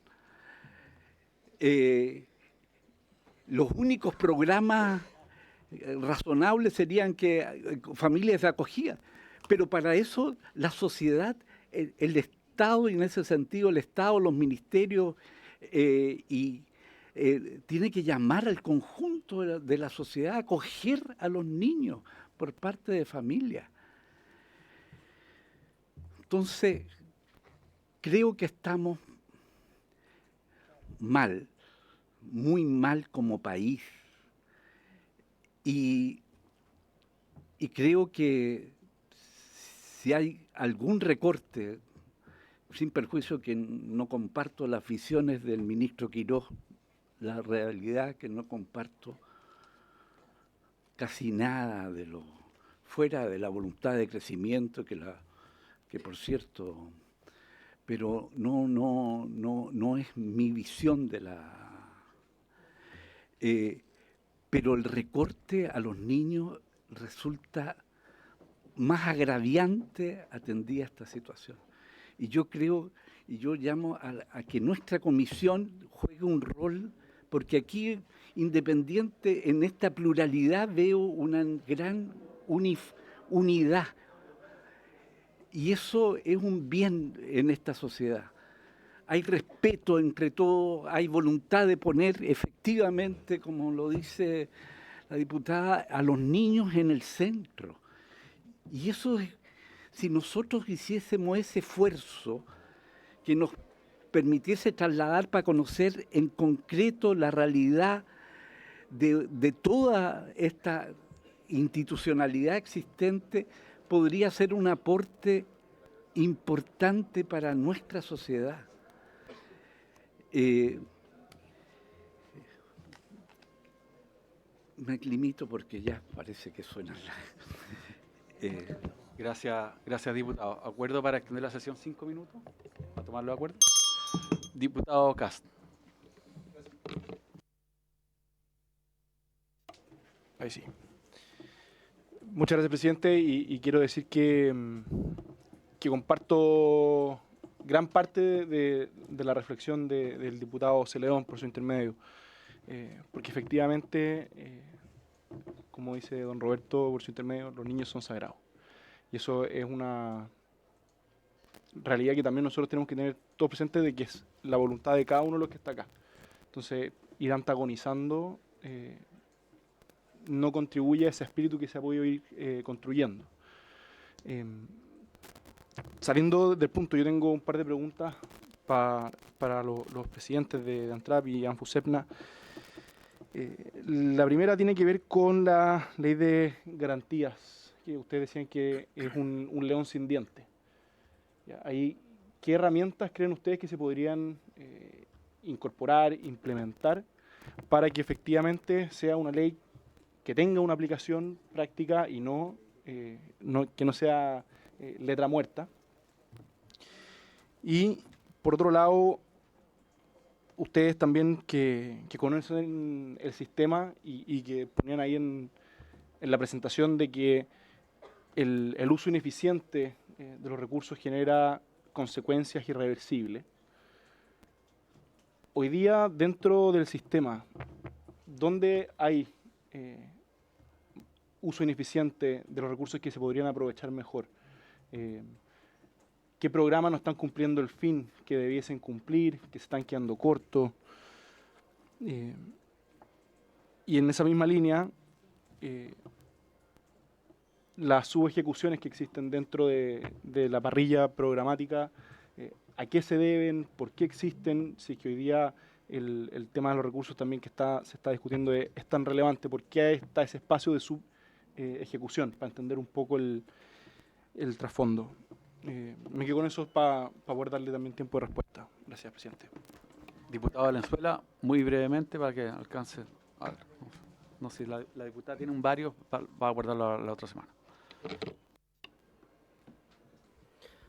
Gracias, presidente.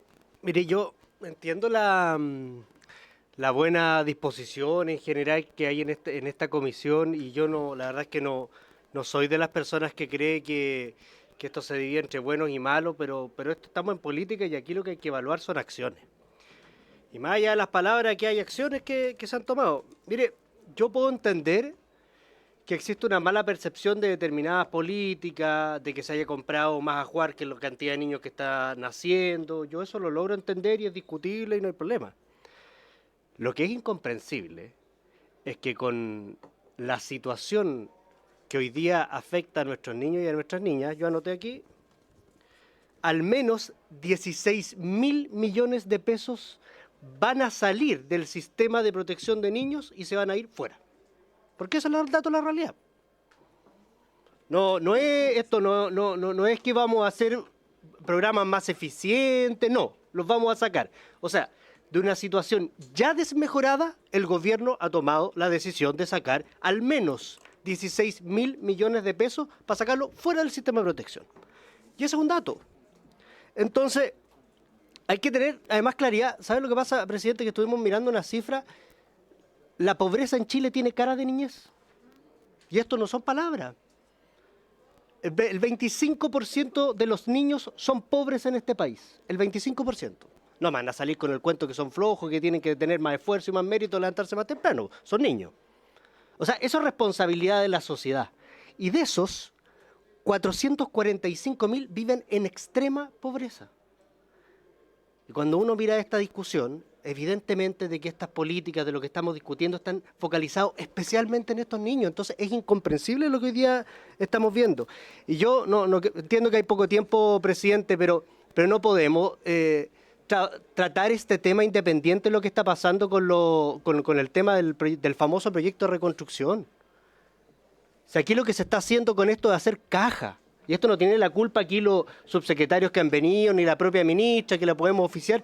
Todos sabemos que ellos no son los responsables. Aquí se está haciendo caja porque lo que se va a producir es un hoyo fiscal producto del proyecto que ha presentado el gobierno y se está haciendo caja con los niños de Chile, con la protección de los niños de Chile. Mire, hagámoslo con otras materias, yo no tengo problema, pero seamos claros, aquí se está haciendo caja con la protección de los niños de Chile, que son los más pobres del sistema. Entonces yo lo que pediría de verdad, presidente, es que las buenas intenciones tienen que materializarse en acciones, porque si no, de lo contrario no sirve. Yo entiendo que no hay ánimo hoy día de tener una posición unánime respecto a este tema, pero si hay una materia en la que los recortes no deben ser aplicados justamente en esto. Entonces, pensémoslo, evaluemos en la próxima sesión de que efectivamente podamos sacar una conclusión unánime desde la Comisión de Familia sobre esta materia en particular.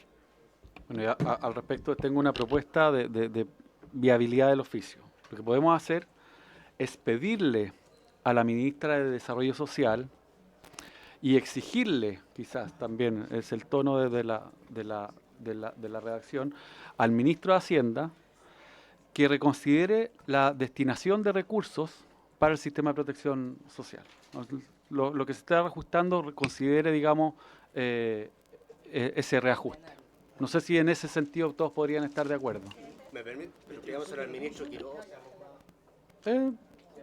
Sí, lo va a hacer con copia a los dos ministros. ¿Ah? ¿Destinación de recursos para...? Espero que lo veamos la otra semana porque yo creo que nosotros en La esto tenemos que ser otra claros. opción que yo... Solo quiero decir algo. A mí no me parece correcto que cuando uno propone algo se diga que se contrapone algo. Yo no juzgo porque ustedes no lo quieren firmar. Solo que a mí me parece incomprensible lo que han dicho todos los compañeros. Solo quiero decirle, presidente, que prefiero que lo veamos la otra semana, al inicio de la sesión, pero a mí me parece gravísimo. Bien, a ver, independiente de eso, podríamos ahora pedir el acuerdo del oficio que yo planteo. Ahora, usted misma, diputada, podría la próxima semana también traer una redacción, una propuesta de oficio y lo sometemos a votación. ¿Les tinca que igual tomamos acuerdo del oficio que les acabo de sugerir? No, esta semana... No, esto aparte, no, cuarto turno ya estaba aprobado, secretario. Ahora estamos hablando de oficiar a la ministra de Desarrollo Social y al ministro Quiroga para que hagan un esfuerzo adicional en el reajuste que está por los recursos del Servicio de Protección. ¿Eso? ¿Estamos acordados? Acordados. Bien. ¿Cómo se llama? Estamos sobre la hora. Yo no sé si van a alcanzar a contestar lo que le preguntó el diputado Kast. Y no me van a dar tampoco quizás el tiempo. Bien. ¿Cómo? Sí, veámoslo.